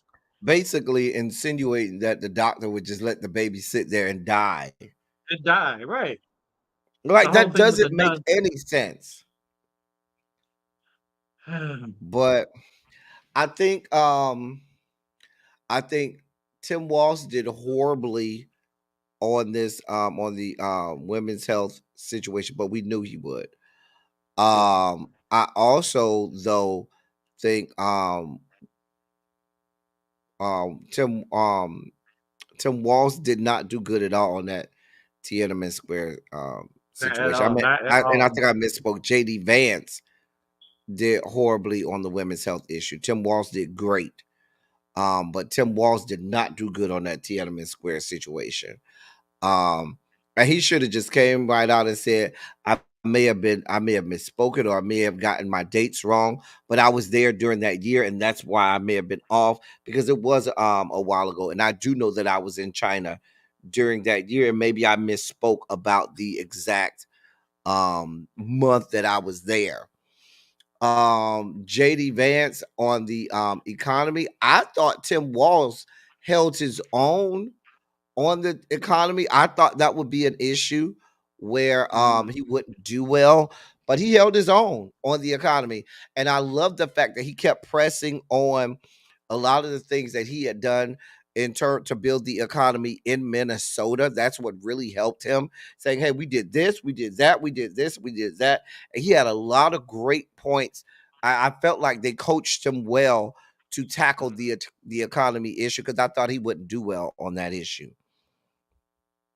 That whole question about the question about the Hurricane Helene and climate, climate change and clean water and clean energy and all of that. I mean, with Project 2025, if Trump was to win, they will get rid of all the regulations and all of that. That whole Dobbs decision, that's what I was thinking. That he could have hit him back with the Dobbs decision. Mm-hmm. Vice presidential debate. Yep. We want to turn now to We're back. America's gun violence epidemic. The leading cause of death for children and teens in America is by firearms. Senator Vance, you oppose most gun legislation that Democrats claim would curb gun violence. You oppose red flag gun laws and legislation to ban certain semi-automatic rifles, including AR-15s. So let me ask you, earlier this year, for the first time, the parents of a school shooter were convicted of involuntary manslaughter and sentenced to 10 years in prison. Do you think holding parents responsible could curb mass shootings? I'll give you 2 minutes. Yeah, well, Nora, on that particular case, I don't know the full details, but I certainly trust local law enforcement and local authorities to make those decisions. I think in some cases the answer is going to be yes, and in some cases the answer is going to be no. And the details really matter here, of course. For example, if a kid steals a gun, that's going to be different than if a parent hands over a gun knowing that their kid is potentially dangerous. But look, I want to just sort of speak as a father of 3 beautiful little kids, and our oldest is now in 2nd grade. And like a lot of parents, we send our kids to school with such hope and such joy and such pride at their little faces on the first day of school. And we know, unfortunately, that a lot of kids are going to experience this terrible epidemic of gun violence. And of course, our hearts go out to the families that are affected by this terrible stuff. And we do have to do better. And I think that Governor Walz and I actually probably agree that we need to do better on this. The question is just, how do we actually do it? Now, here's something that really bothers me and worries me about this epidemic of violence. The gross majority, close to 90% in some of the statistics I've seen, of the gun violence in this country is committed with illegally obtained firearms. And while we're on that topic, we know that thanks to Kamala Harris's open border, we've seen a massive influx in the number of illegal guns run by the Mexican drug cartels. That's not true. The amount of illegal guns in our country is higher today than it was 3.5 years ago. But what do we do about the schools? What do we do to protect our kids? And I think the answer is, and I say this not loving the answer, because I don't want my kids to go to school in a school that feels unsafe or where there are visible signs of security. But I unfortunately think that we have to increase security in our schools. We have to make the doors lock better. We have to make the doors stronger. We've got to make the windows stronger. And of course, we've got to increase school resource officers, because the idea that we can magically wave a wand and take guns out of the hands of bad guys, it just doesn't fit with recent experience. So we've got to make our schools safer. And I think we've got to have some common sense bipartisan solutions for how to do that. Governor, you have 2 minutes. Well, I think all the parents watching tonight, this is your biggest nightmare. Look, I got a 17-year-old, and he witnessed a shooting at a community center playing volleyball. Those things don't leave you. As a member of Congress, I sat in my office surrounded by dozens of the Sandy Hook parents, and they were looking at my 7-year-old picture on the wall. Their 7-year-old were dead, and they were asking us to do something. And look, I'm a hunter. I own firearms. The vice president is. We understand that the Second Amendment is there, but our first responsibility is to our kids to figure this out. In Minnesota, we've enacted enhanced red flag laws, enhanced background checks. and we can start to get data. But here's the problem. If we really want to solve this, we've got folks that won't allow research to be even done on gun violence. And this idea that we should just live with it, and here's what I do think, that this is a good start to the conversation. I 100% believe that Senator Vance hates it when these kids, it's abhorrent and it breaks your heart. I agree with that. But that's not far enough when we know there are things that work. I've spent time in Finland and seen some Finnish schools. They don't have this happen, even though they have a high gun ownership rate in the country. There are reasonable things that we can do to make a difference. It's not infringing on your Second Amendment. And the idea to have some of these weapons out there, it just doesn't make any sense. Kamala Harris, as an attorney general, worked on this issue. She knows that it's there. No one's trying to scaremonger and say we're taking your guns, but I ask all of you out there, do you want your schools hardened to look like a fort? Is that what we have to go? When we know there's countries around the world that their children aren't practicing these types of drills. They're being kids. We owe it to them to get a fix. These are things that shouldn't be that difficult. You can still keep your firearms and we can make a difference. We have to. If you're listening tonight, this breaks your heart. Senator. Tim, first of all, I didn't know that your 17-year-old witnessed a shooting. I'm sorry about that, and I hope that he's doing okay. So. Christ have mercy. It is awful. And I appreciate what Tim said actually about Finland, because I do think it illustrates some of the frankly weird differences between our own country's gun violence problem and Finland. Is okay. First of all, we have way higher rates of mental health abuse or mental health substance abuse. We have way higher rates of depression, way higher rates of anxiety. We unfortunately have a mental health crisis in this country that I really do think that we need to get to the root causes of, because I don't think it's the whole reason why we have such a bad gun violence problem, but I do think it's a big piece of it. Another driver of the gun violence epidemic, especially that affecting our kids, it doesn't earn as many headlines, but is the terrible gun violence problem in a lot of our big cities. And this is why we have to empower law enforcement to arrest the bad guys, put them away, and take gun offenders off the streets. I think there's a whole host of things that we can do here, but I do think at our schools we've got to talk about more security. Senator, thank you. Governor, you previously opposed an assault weapons ban, but only later in your political career did you change your position. Why? Yeah, I sat in that office with those Sandy Hook parents. I've become friends with school shooters. I've seen it. Look, the NRA, I was an NRA guy for a long time. They used to teach gun safety. I'm of an age where my shotgun was in my car so I could pheasant hunt after football practice. That's not where we live today. And several things I want to mention on this is talking about cities and where it's at. The number one where the most firearm deaths happen in Minnesota are rural suicides. And we have an epidemic of children getting guns and shooting themselves. And so we have, and we should look at all of the issues, making sure folks have health care and all that. But I want to be very careful. This idea of stigmatizing mental health, just because you have a mental health issue doesn't mean you're violent. And I think what we end up doing is we start looking for a scapegoat. Sometimes it just is the guns. It's just the guns. And there are things that you can do about it. But I do think that this is one, and I think this is a healthy conversation. I think there's a capacity to find solutions on this that work, protect Second Amendment, protect our children. That's our priority. Gentlemen, thank you. Margaret. Thank you, Nora. Let's turn now to the top contributor to inflation, the high cost of housing and rent. There's a shortage of more than 4 million homes in the United States, and that contributes to the high housing prices. Governor Walz, the Harris campaign promises a $25,000 down payment assistance for first-time home buyers and a $10,000 tax credit. They also promise to build 3 million new homes. Where are you building these homes, and won't handing out that kind of money just drive up prices higher? But no, you do realize first, let me say this issue of housing, and I think those of you listening on this, the problem we've had is that we've got a lot of folks that see housing as another commodity.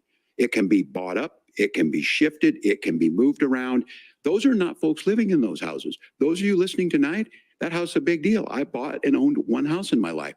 My mom still lives in the house where I was. And when I think of a house, I'm thinking of Christmas services after midnight mass where you go with your family.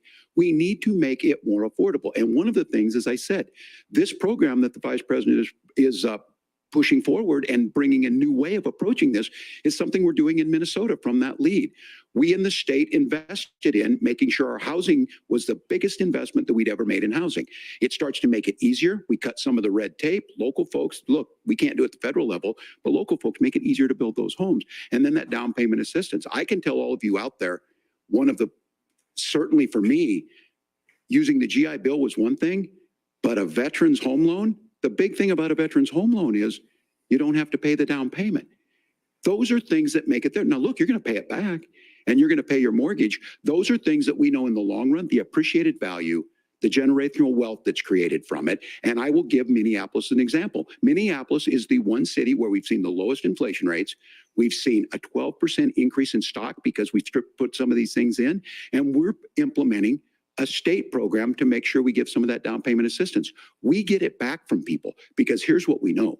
People with stable housing end up with stable jobs. People with stable housing have their kids able to get to school. All of those things in the long run end up saving our money. And that's the thing that I think we should be able to find some common ground in, but we can't blame immigrants for the only reason. That's not the case that's happening in many cities. The fact of the matter is that we don't have enough naturally affordable housing, but we can make sure that the government's there to help kickstart it, create that base. Governor, your time is up. Senator Vance, as far as your campaign's position, the promise is to seize federal lands to build homes, remove regulation, provide tax breaks, and cut back on immigration, which you say pushes up prices.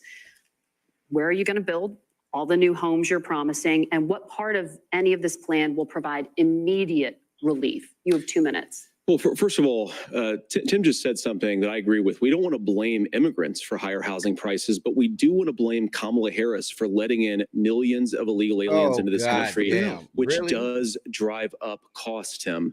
25 million illegal aliens competing with Americans for scarce homes is one of the most significant drivers of home prices in the country. It's why we have massive increases in home prices that have happened right alongside massive increases in illegal alien populations under Kamala Harris's leadership. Now, Tim just mentioned a bunch of ideas.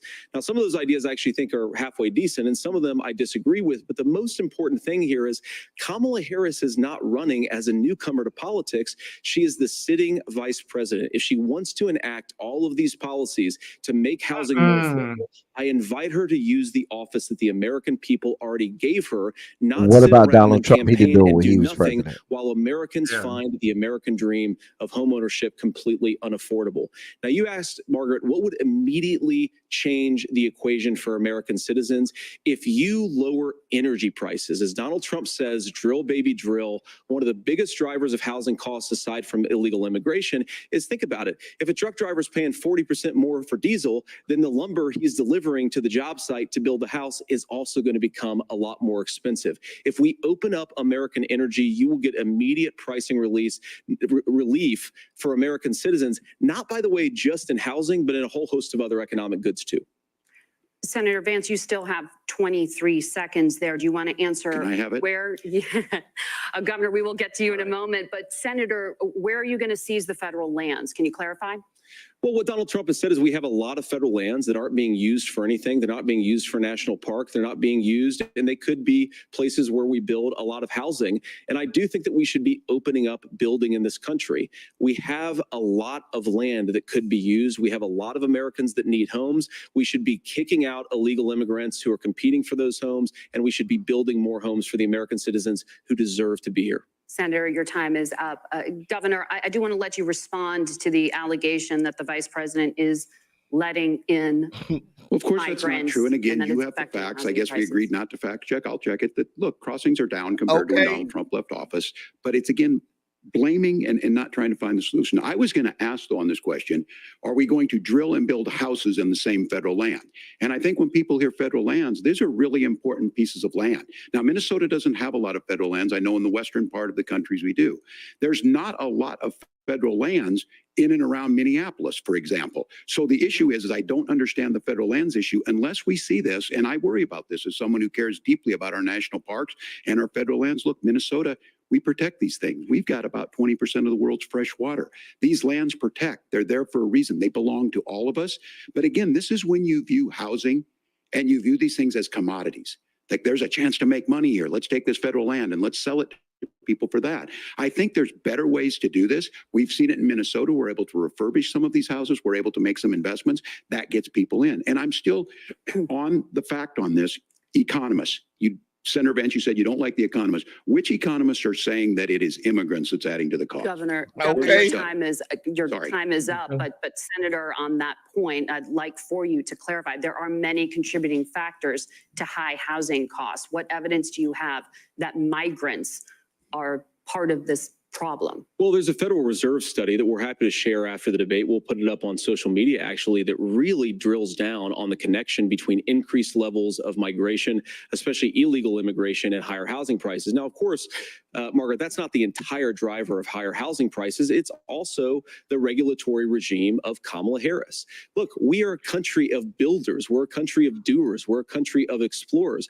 But we increasingly have a federal administration that makes it harder to develop our resources, makes it harder to build things, and wants to throw people in jail for not doing everything exactly as Kamala Harris says they have to do. And what that means is that you have a lot of people who would love to build homes who aren't able to build homes.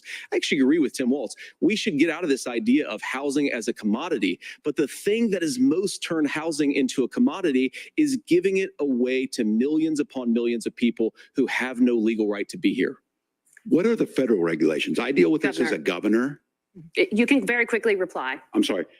I get this as a governor, and I don't necessarily disagree with that in some cases, many of those are local, many of them are state. I don't know which ones are federal, but I think whenever we talk regulations, people think they can get rid of them. I think you want to be able to get out of your house in a fire. I think you want to make sure that it's fireproof and those types of things. So which are the regulations? Because the vice president's not responsible for those. Congress writes those. Governor, thank you. Gentlemen, we have a lot to get to. You're passionate about the housing crisis, I can tell. But Nora? Thank you. One of the top problems facing Americans is the high cost of health care. Senator Vance, at the last presidential debate, former President Trump was asked about replacing the Affordable Care Act.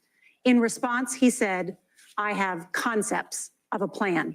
Since then, Senator, you've talked about changing how chronically ill Americans get health insurance. Can you explain how that would work?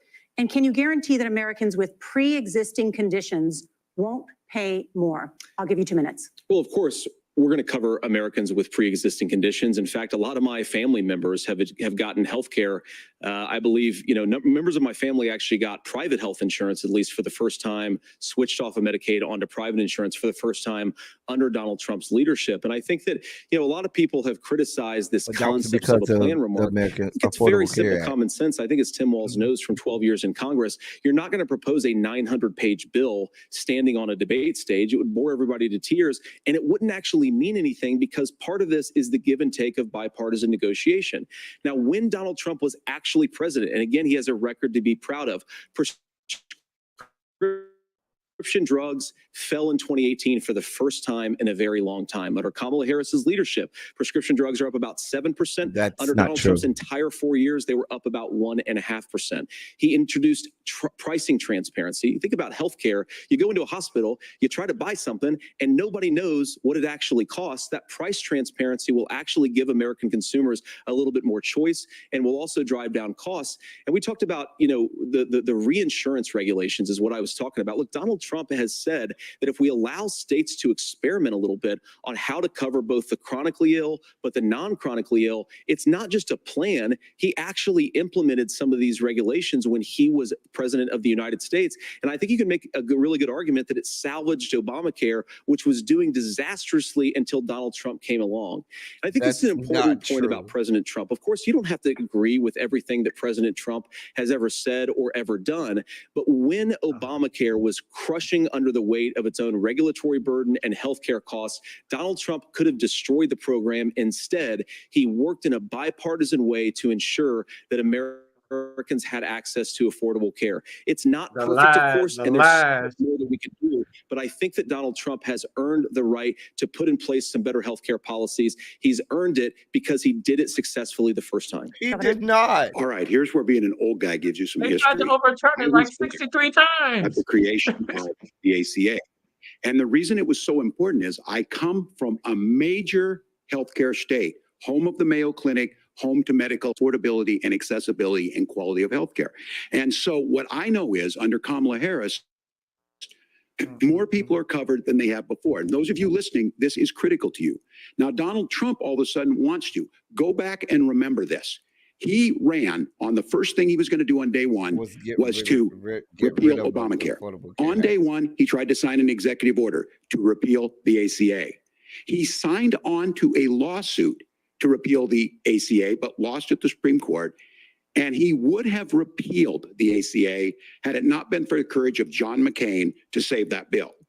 Now, fast forward, what that means to you is you lose your pre-existing conditions. If you're sitting at home and you got asthma, too bad. If you're a woman, probably not. Broke your foot during football, might kick you out. Your kids get kicked out when they're 26. Kamala Harris negotiated drug prices for the first time with Medicare. We have 10 drugs that will come online, the most common ones that'll be there. But look, this issue, and when Donald Trump said, I've got a concept of a plan, it cracked me up as a fourth grade teacher because my kids would have never given me that. But what Senator Vance just explained might be worse than a concept, because what he explained is pre-Obamacare. And I'll make this as simple as possible because I have done this for a long time. What they're saying is, if you're healthy, why should you be paying more? So what they're going to do is let insurance companies pick who they insure, because guess what happens?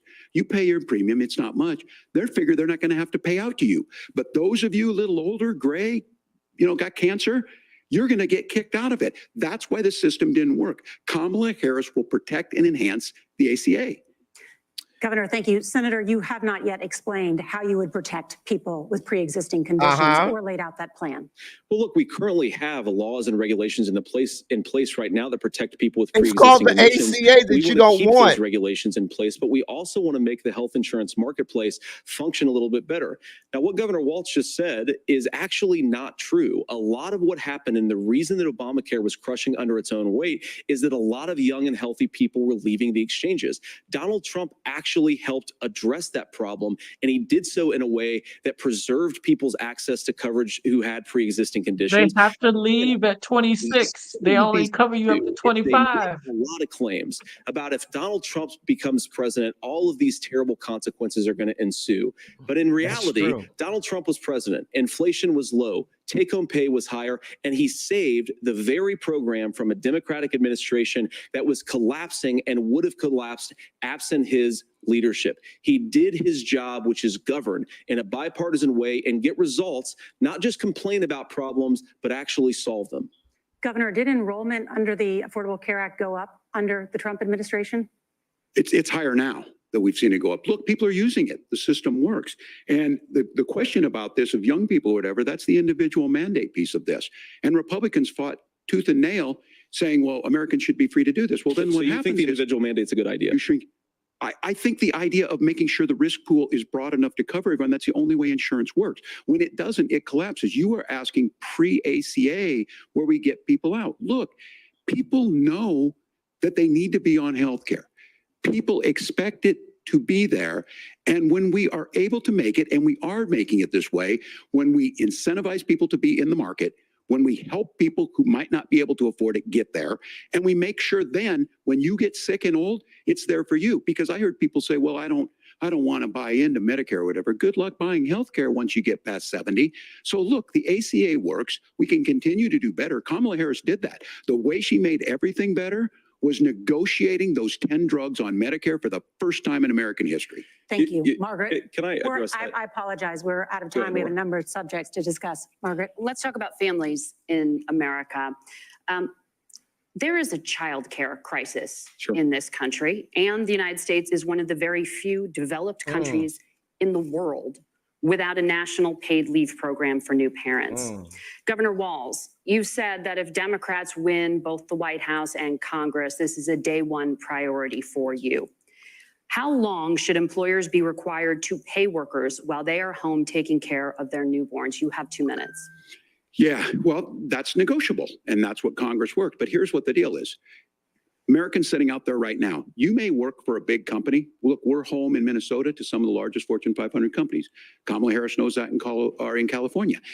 Those companies provide paid family medical leave. One is, I think they're moral and they think it's a good thing, but it also keeps their employees healthy. We in Minnesota passed a paid family medical leave. You have a child, and I had to go back to work 5 days after my kids were born. This allows you to stay home a certain amount of time. What we know is that gets the child off to a better start. The family works better. We stay in their employers. We get more consistency in that. So Kamala Harris has made it a priority. We implemented it in Minnesota and we see growth. That's how you become a pro-business state. But the negotiations on it, and here's the issue. Those big companies are able to offer it. Those of you out there who don't have it, just imagine what happens if you get cancer or your child gets sick. We know what happens. You end up staying home. In some cases, that means no paycheck because you've got no protection on that. This is the case of an economy that Donald Trump has said for the wealthiest amongst us. He's willing to give those tax breaks to the wealthiest. He's willing to say, bust those unions up, do whatever. What we're saying is the economy works best when it works for all of us. And so a paid family medical leave program, and I will tell you, go to the families or go to the businesses and ask them. As far as childcare on this, you have to take it at both the supply and the demand side. You can't expect the most important people in our lives to take either our children or our parents to get paid the least amount of money. And we have to make it easier for folks to be able to get into that business and then to make sure that folks are able to pay for that. We were able to do it in Minnesota, and I'm still telling you this. We were listed as the best state. We're still in crisis on this. A federal program of paid family medical leave and help with this will enhance our workforce, enhance our families, and make it easier to have the children that you want. Governor, your time is up. Senator, do you support a national paid leave program? And if so, for how long should employers be mandated to pay their employees while they are home taking care of their newborn? You have 2 minutes. Yeah, well, first of all, Margaret, a number of my Republican colleagues and some Democrats, too, have worked on this issue. And I think there is a bipartisan solution here because a lot of us care about this issue. I mean, look, I speak from this very personally because I'm married to a beautiful woman who is an incredible mother to our 3 beautiful kids, but is also a very, very brilliant corporate litigator. And I'm so proud of her. But being a working mom, even for somebody with all of the advantages of my wife, is extraordinarily difficult. And it's not just difficult from a policy perspective. She actually had access to paid family leave because she worked for a bigger company. But the cultural pressure on young families and especially young women, I think makes it really hard for people to choose the family model they want. A lot of young women would like to go back to work immediately. Some would like to spend a little time home with the kids. Some would like to spend longer at home with the kids. We should have a family care model that makes choice possible. I think this is a very important substantive difference between Donald Trump and Kamala Harris's approach. I mean, look, if you look at the federal programs that we have that support paid family leave right now, the Community Development Block Grant, and there's another block grant program that spends a lot of money from the federal government. These programs only go to one kind of childcare model. Let's say you'd like your church maybe to help you out with childcare. Maybe you live in a rural area or an urban area and you'd like to get together with families in your neighborhood to provide childcare in the way that makes the most sense. You don't get access to any of these federal monies. We want to promote choice in how we deliver family care and how we promote child care, because look, it is unacceptable. And, you know, of course, Tim and I have been on the campaign trail a lot the past 7 or 8 weeks. And one of the biggest complaints I hear from young families is people who feel like they don't have options, like they're choosing between going to work or taking care for their kids. That is an incredible burden to put on American families. We're the only country that does it. I think we could do a heck of a lot better. Senator, thank you.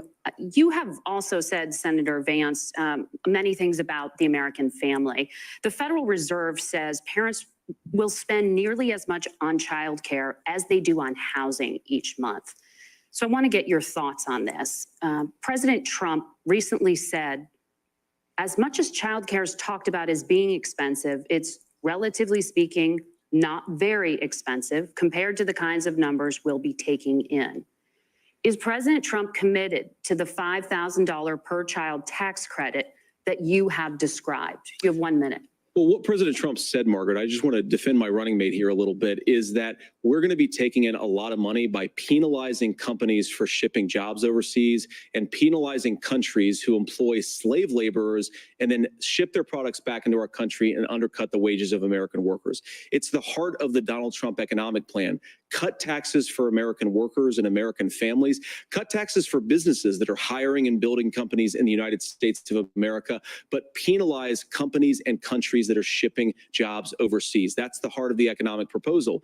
And I think what President Trump is saying is that when we bring in this additional revenue with higher economic growth, we're going to be able to provide paid family leave, childcare options that are viable and workable for a lot of American families. Can you clarify how that will solve the childcare shortage? Right. Well, because as Tim said, a lot of the childcare shortage is we just don't have enough resources going into the multiple people who could be providing family care options. And we're going to have to, unfortunately, look, we're going to have to spend more money. We're going to have to induce more people to want to provide childcare options for American families, because the reason it's so expensive right now is because you've got way too few people providing this very essential service. Thank you, Senator. Governor Walz, your ticket also has some child care tax credit proposals. Do you think Congress will agree to the $6,000 credit for newborns and $3,000 credit for children over the age of 6, as your campaign has promised? Is that realistic? Well, if these members of Congress are listening to anybody, I can tell you, and this is the biggest issue. Everybody listening tonight knows. I mean, I'm sure they were shocked to hear it's not that expensive. And let's be clear, whether it's 5,000 or 6,000, that plays you about 3 or 4 months.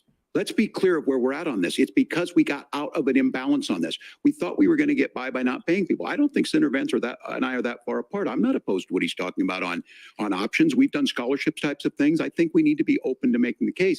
But the issue here is, the question you asked is, you're not going to pay for it with these tariffs. That's just adding another $4,000 on the family and taking less. So not only do they not get the money to pay for that, they're $4,000 in the hole. That's Wharton School. That's his alma mater. And so I think the issue here is, if those members of Congress, I can't believe they're not. When I go to businesses, sure, they'll talk about taxes sometime, but they will lead with childcare and they will lead with housing, because we know the problem is, especially in a state like Minnesota, we need more workers because our economy is growing, but we need the workforce.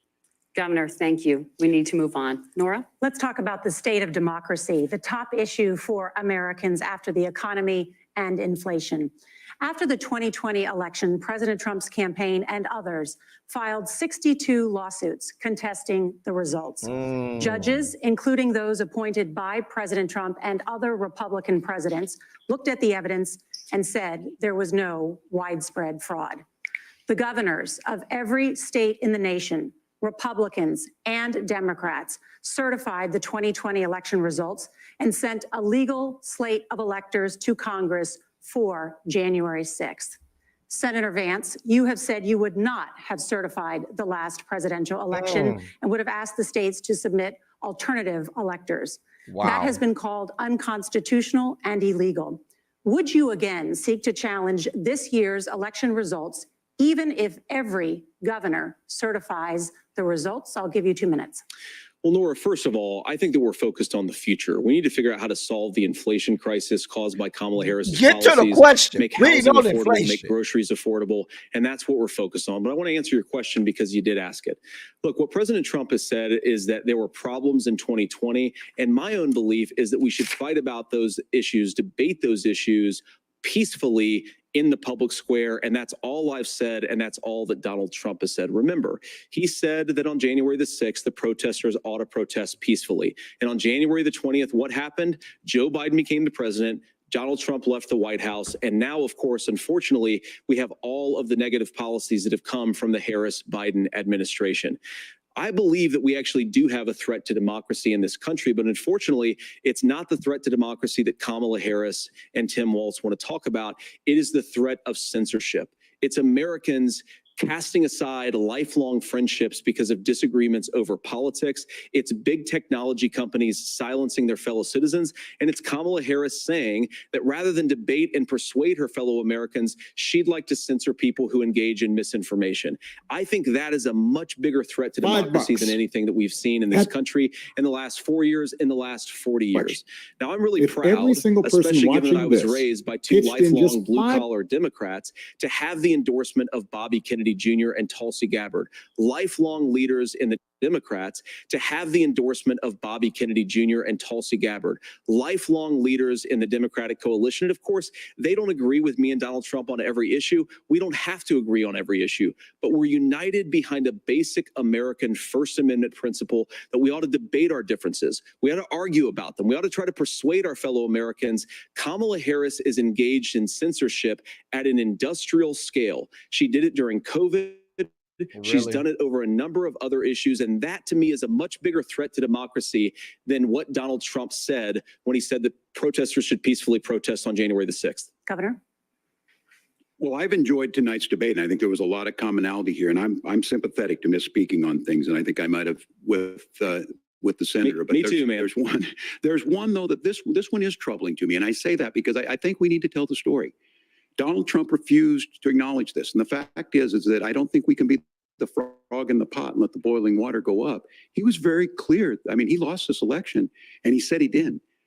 140 police officers were beaten at the Capitol that day, some with the American flag, several later died. And it wasn't just in there. In Minnesota, a group gathered on the state capitol grounds in St. Paul and said, we're marching to the governor's residence and there may be casualties. The only person there was my son and his dog, who was rushed out crying by state police. That issue, and Mike Pence standing there as they were chanting, hang Mike Pence. Mike Pence made the right decision. So, Senator, it was adjudicated over and over and over. I worked with kids long enough to know, and I said as a football coach, sometimes you really want to win, but the democracy is bigger than winning an election. You shake hands, and then you try and do everything you can to help the other side win. That's what was at stake here. Now, the thing I'm most concerned about is the idea that imprisoning your political opponents, already laying the groundwork for people not accepting this. And a president's words matter. A president's words matter. People hear that. So I think this issue of settling our differences at the ballot box, shaking hands when we lose, being honest about it, but to deny what happened on January 6th, the first time in American history that a president or anyone tried to overturn a fair election and the peaceful transfer of power. And here we are 4 years later in the same boat. I will tell you this, that when this is over, we need to shake hands this election, and the winner needs to be the winner. This has got to stop. It's tearing our country apart. Margaret? Senator Vance, did you want to respond to that? Yeah, well, look, Tim, first of all, it's really rich for Democratic leaders to say that Donald Trump is a unique threat to democracy when he peacefully gave over power on January the 20th, as we have done. He didn't have a damn choice. We are going to shake hands after this debate and after this election. And of course, I hope that we win, and I think we're going to win. But if Tim Walz is the next vice president, he'll have my prayers, he'll have my best wishes, and he'll have my help whenever he wants it. But we have to remember that for years in this country, Democrats protested the results of elections. Hillary Clinton in 2016 said that had the election stolen by Vladimir Putin because the Russians bought like $500,000 worth of Facebook ads. This has been going on for a long time. And if we want to say that we need to respect the results of the election, I'm on board. But if we want to say, as Tim Walz is saying, that this is just a problem that Republicans have had, I don't buy that. You said you would not certify the election. January 6th was not Facebook ads. And I think a revisionist history on this. Look, I don't understand how we got to this point. But the issue was that happened. Donald Trump can do it. And all of us say there's no place for this. It has massive repercussions. This idea that there's censorship to stop people from threatening to kill someone, threatening to do something, that's not censorship. Censorship is book banning. We've seen that. We've seen that brought up. I just think for everyone tonight, and I'm going to thank Senator Vance. I think this is the conversation they want to hear. And I think there's a lot of agreement, but this is one that we are miles apart on. This was a threat to our democracy in a way that we had not seen. And it manifested itself because of Donald Trump's inability to say. He is still saying he didn't lose the election. I would just ask that. Did he lose the 2020 election? Tim, I'm focused on the future. Did Kamala Harris Answer the censor goddamn Americans from question. speaking their mind in the wake of the There we go. 2020 COVID situation? That is I a like damning, that you that is a asked damning him that, non-answer. Tim. It's a damning non-answer for you to not talk about censorship. Obviously, Donald Trump I'm and I think that glad there were you problems asked in him that, 2020. Tim. We've talked about it. I'm happy to talk about it further. But you guys attack us for not believing in democracy. The most sacred right under the United States democracy is the First Amendment. You yourself have said there's no First Amendment right to misinformation. Kamala Harris wants to use the threatening or power hate of speech. government and big tech to silence people from speaking their minds. That is a threat to democracy that will long outlive this present political moment. I would like Democrats and Republicans to both reject censorship. Let's persuade one another. Let's argue about ideas, and then let's come together afterwards. You can't yell fire in a crowded theater. That's the test. That's the Supreme Court test. Tim, fire in a crowded theater. You guys wanted to kick people off of Facebook for saying that toddlers shouldn't Senator, wear the masks. governor does That's have the not floor. Fire in a crowded theater. That is criticizing the policies of the government, which is the right of every American. Senator, the governor does have the floor for 1 minute to Please. respond to you. Yeah. Well, I don't run Facebook. What I do know is I see a candidate out there who refused, and now again, and this, I'm pretty shocked by this. He lost the election. This is not a debate. It's not anything anywhere other than in Donald Trump's world. Because look, when Mike Pence made that decision to certify that election, that's why Mike Pence isn't on this stage. What I'm concerned about Let's is, be clear. where Mike is the Kemp wasn't firewall certifying with anything. It Donald was already Trump? certified. He was just Where is making the it known. firewall if he knows he could do anything, including taking an election, and his vice president's not going to stand to it? That's what we're asking you, America. Will you stand up? Will you keep your oath of office, even if the president doesn't? And I think Kamala Harris would agree. She wouldn't have picked me if she didn't think I would do that, because of course that's what we would do. So America, I think you've got a really clear choice on this election of who's going to honor that democracy and who's going to honor Donald Trump. Governor, your time is up. Thank you, gentlemen. We will be right back with both of our candidates. The CBS News vice presidential debate continues. Baby, they overtime. Y'all are overtime, honey. But I thought that last exchange was good. At this point, JD Vance, you're really just finding any way you can to mention Kamala Harris. That's all you're doing. You're waiting for the Censorship and opportunity to mention that woman.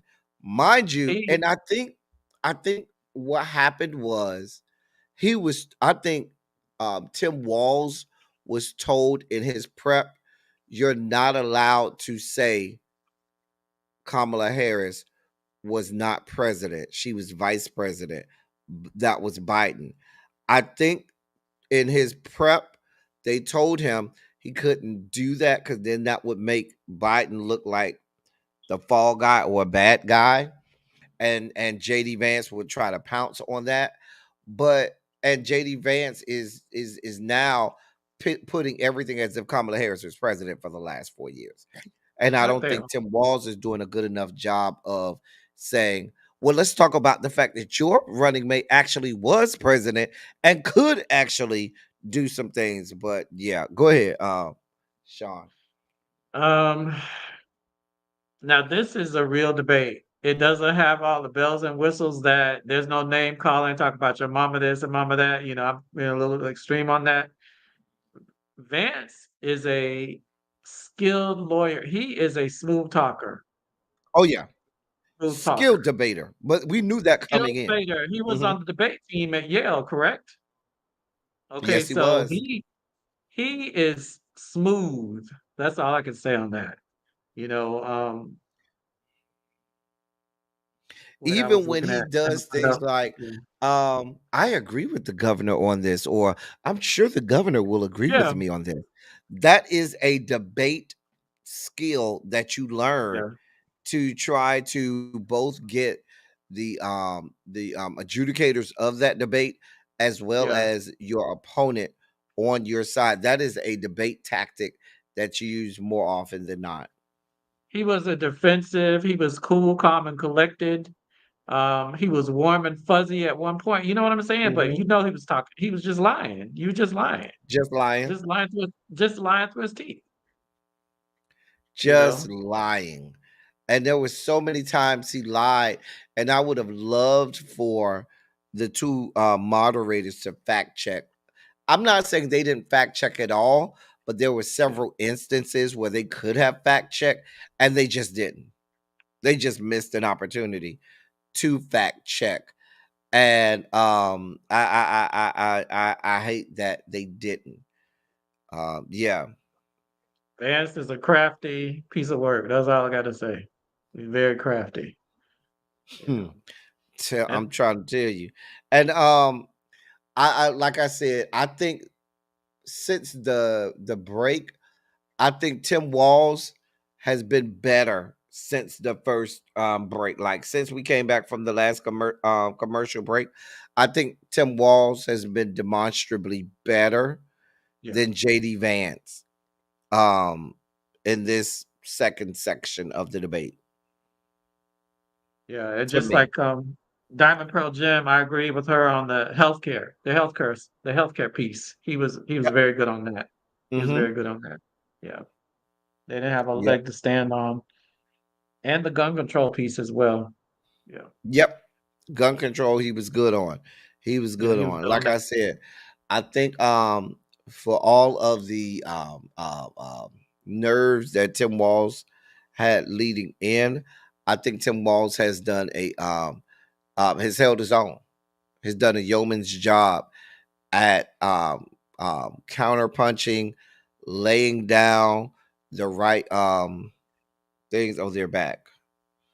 They're back. Laying down the right talking points and all. Yeah. Presidential debate. It is now time for the closing statements. Senator Vance won the virtual coin toss and elected to go last. So, Governor Walz, you are first. You have 2 minutes. Well, thank you, Senator Vance. Thank you to CBS News. And most importantly, thank you to all of you. If you're still up and the folks who miss Dancing with Our Stars, I appreciate it. But look, the support of the democracy matters. It matters that you're here. And I'm as surprised as anybody of this coalition that Kamala Harris has built, from Bernie Sanders to Dick Cheney to Taylor Swift, and a whole bunch of folks in between there. And they don't all agree on everything, but they are truly optimistic people. They believe in a positive future of this country and one where our politics can be better than it is. And I have to tell you that that better than it is the sense of optimism that there can be an opportunity economy that works for everyone, not just to get by, but to get ahead. And the idea that freedom really means something, not the freedom of government to be in your bedroom or exam room, but the freedom for you to make choices about yourself. Now, look, we all know who Donald Trump is. He's told us, and as Maya Angelou said, believe him when he told you that. His first inaugural address talked about American carnage. And then he spent 4 years trying to maybe do that. Senator Vance tonight made it clear he will stand with Donald Trump's agenda. He will continue to push down that road. Excuse me.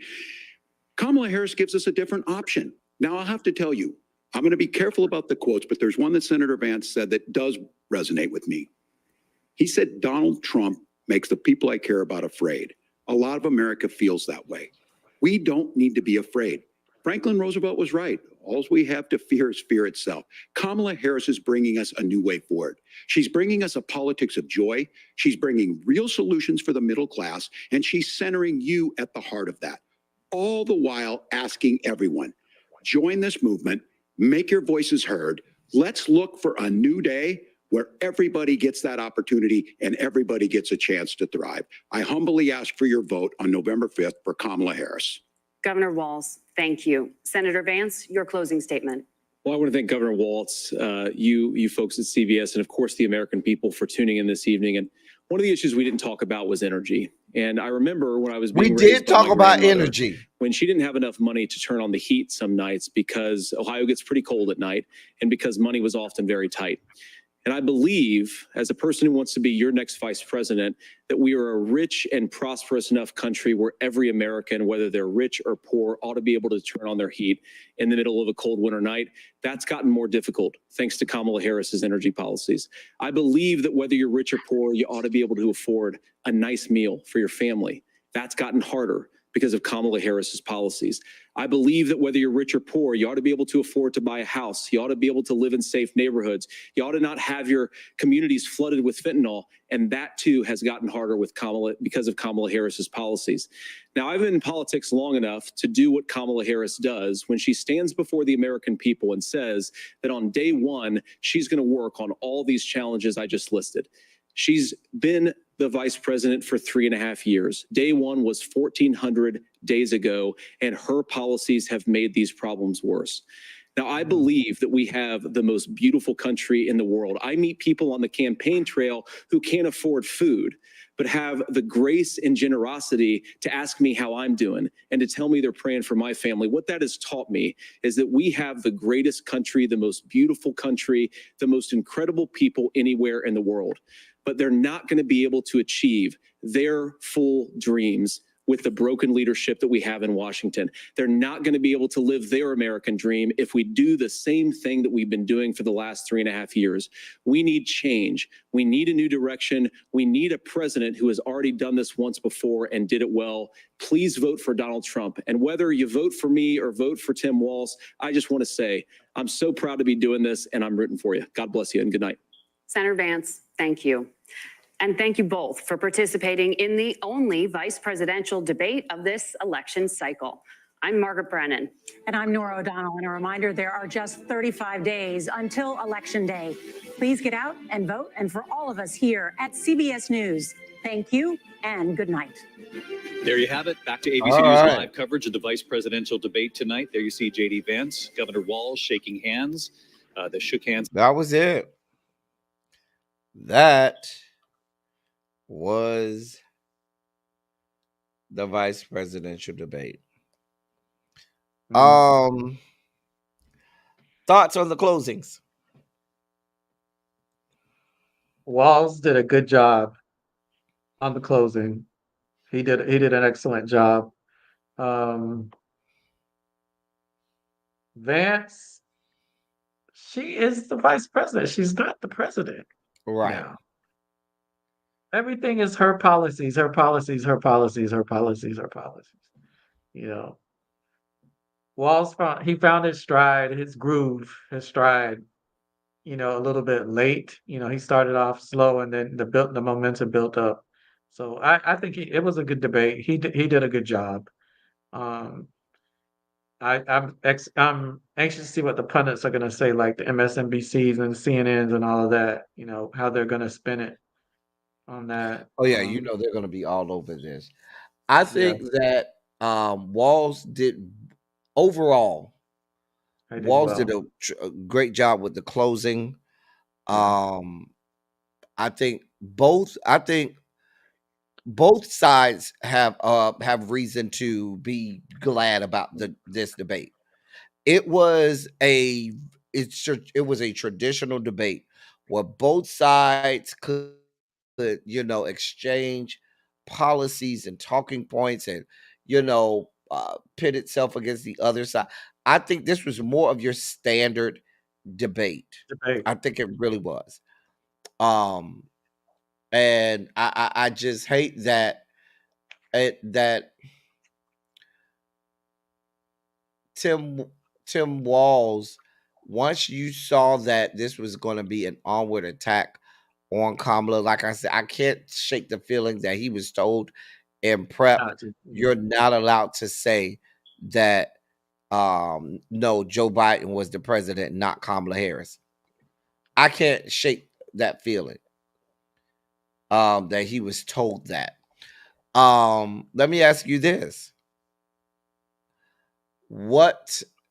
How do you grade both candidates? On the debate style, how they perform tonight. What grade do you give them? I'm going to give Vance a B- and Walz a B+. I wouldn't say, yeah, that's what I'm gonna do because they were pretty good. Yeah, that's what I'm going to give. And when I think about grading, I have to take into account who they were trying to talk to. Okay. Mhm. And the job that they had. I'm going to give JD Vance a C plus.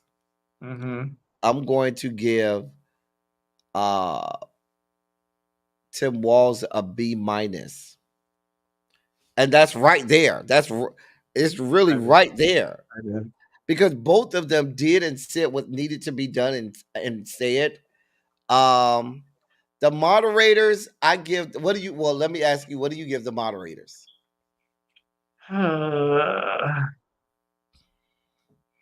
I'll give them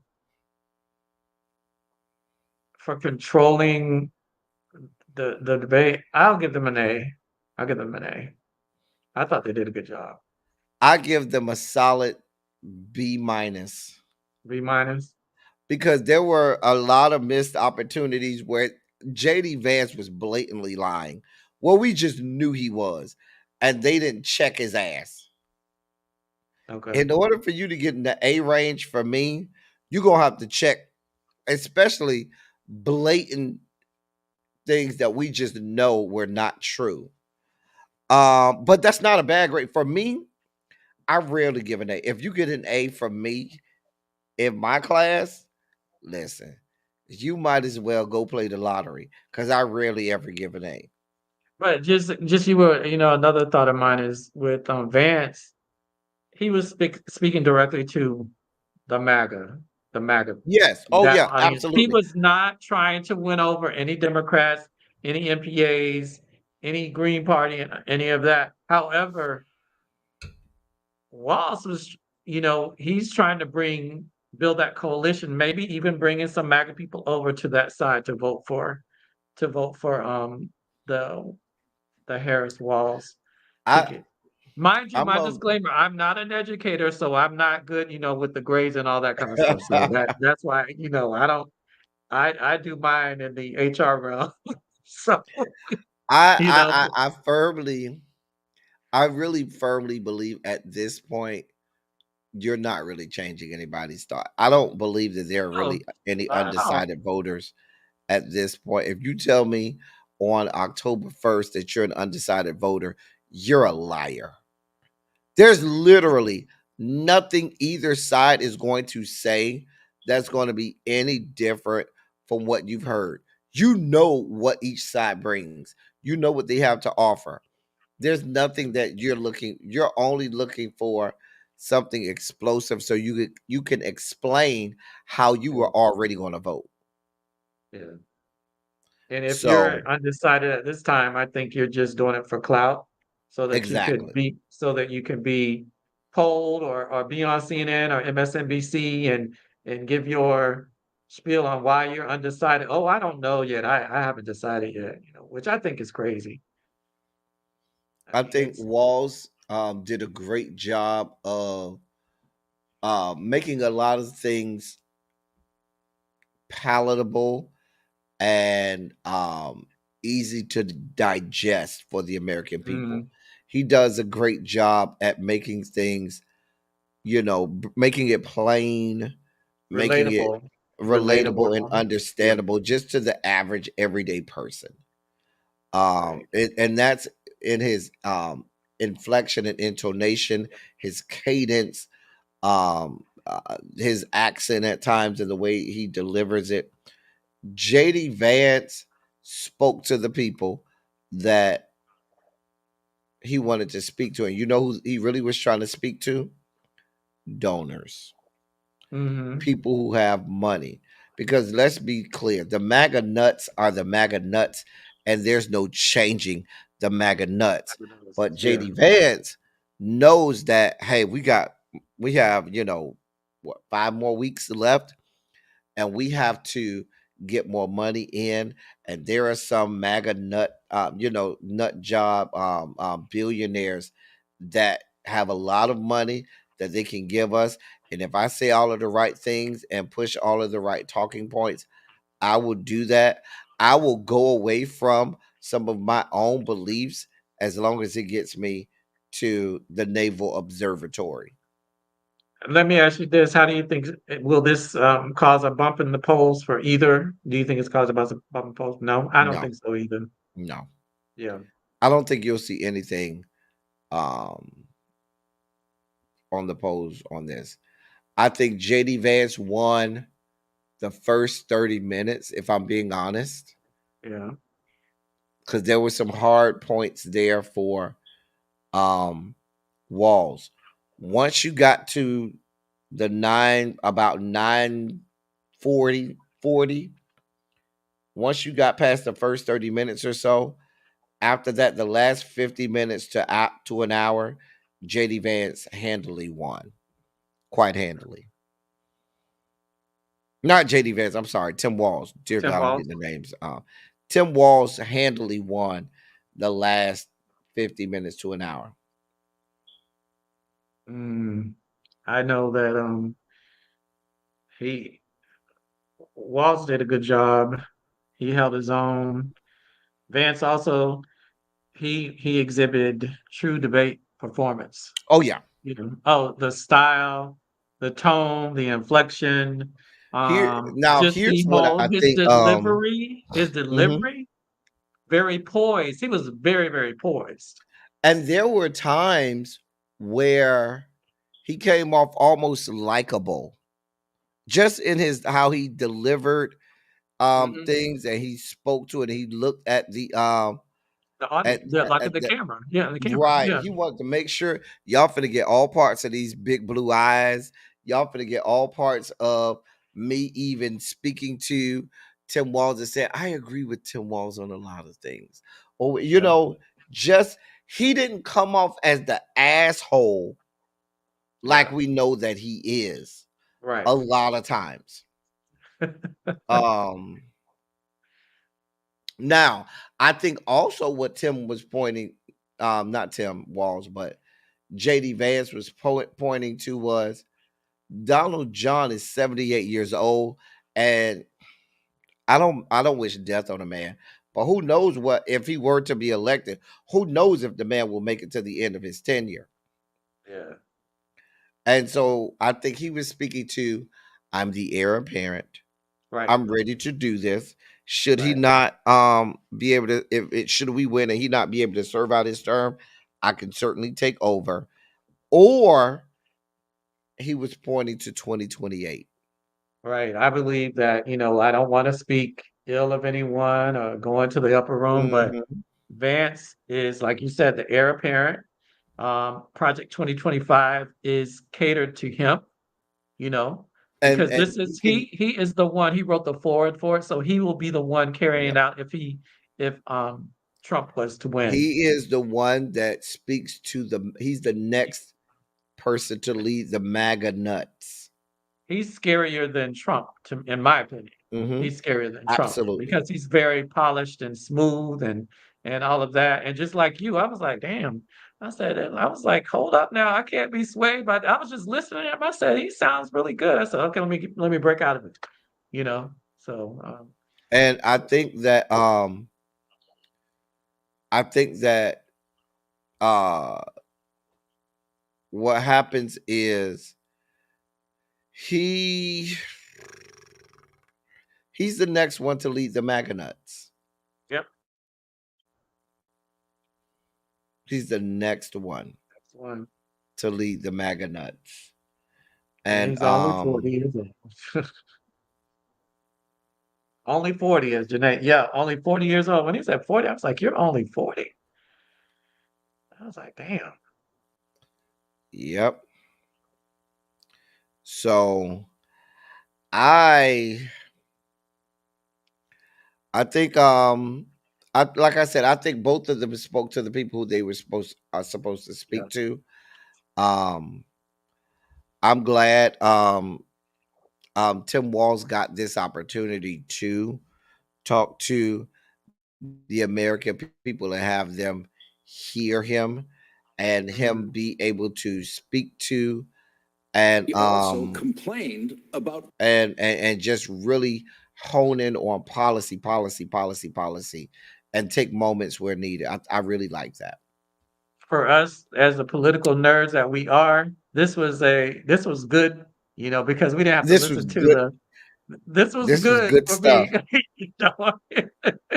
You know, This the was good nerd stuff. in me is gonna go back and watch it and Oh and yeah, I'm gonna and watch break it stuff again. down. Yeah, Yeah, this was a good debate. This was a good one. yeah, So I'm gonna go back and watch it and stuff like that and break it down and all kinds of stuff. Let me see what y'all said in the chat. yeah.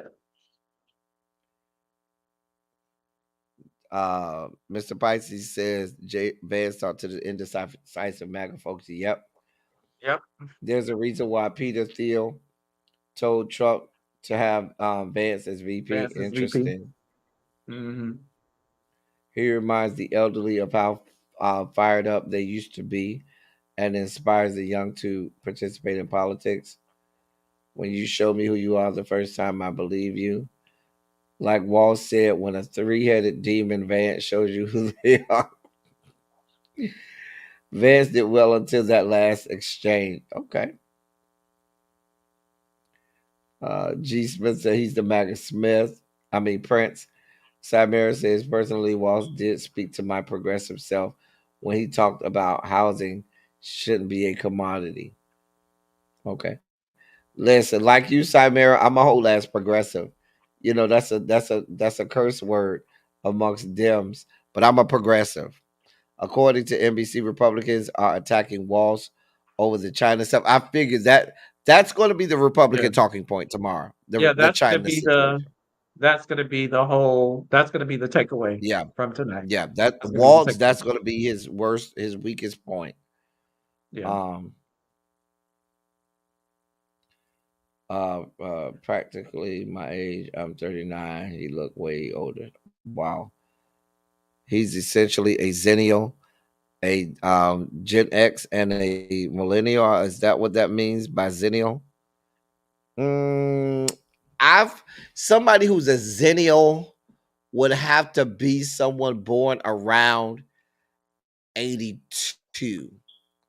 I figure if you're born between 81 and 83, I consider you a Zennial. If you're born 84, you're a millennial.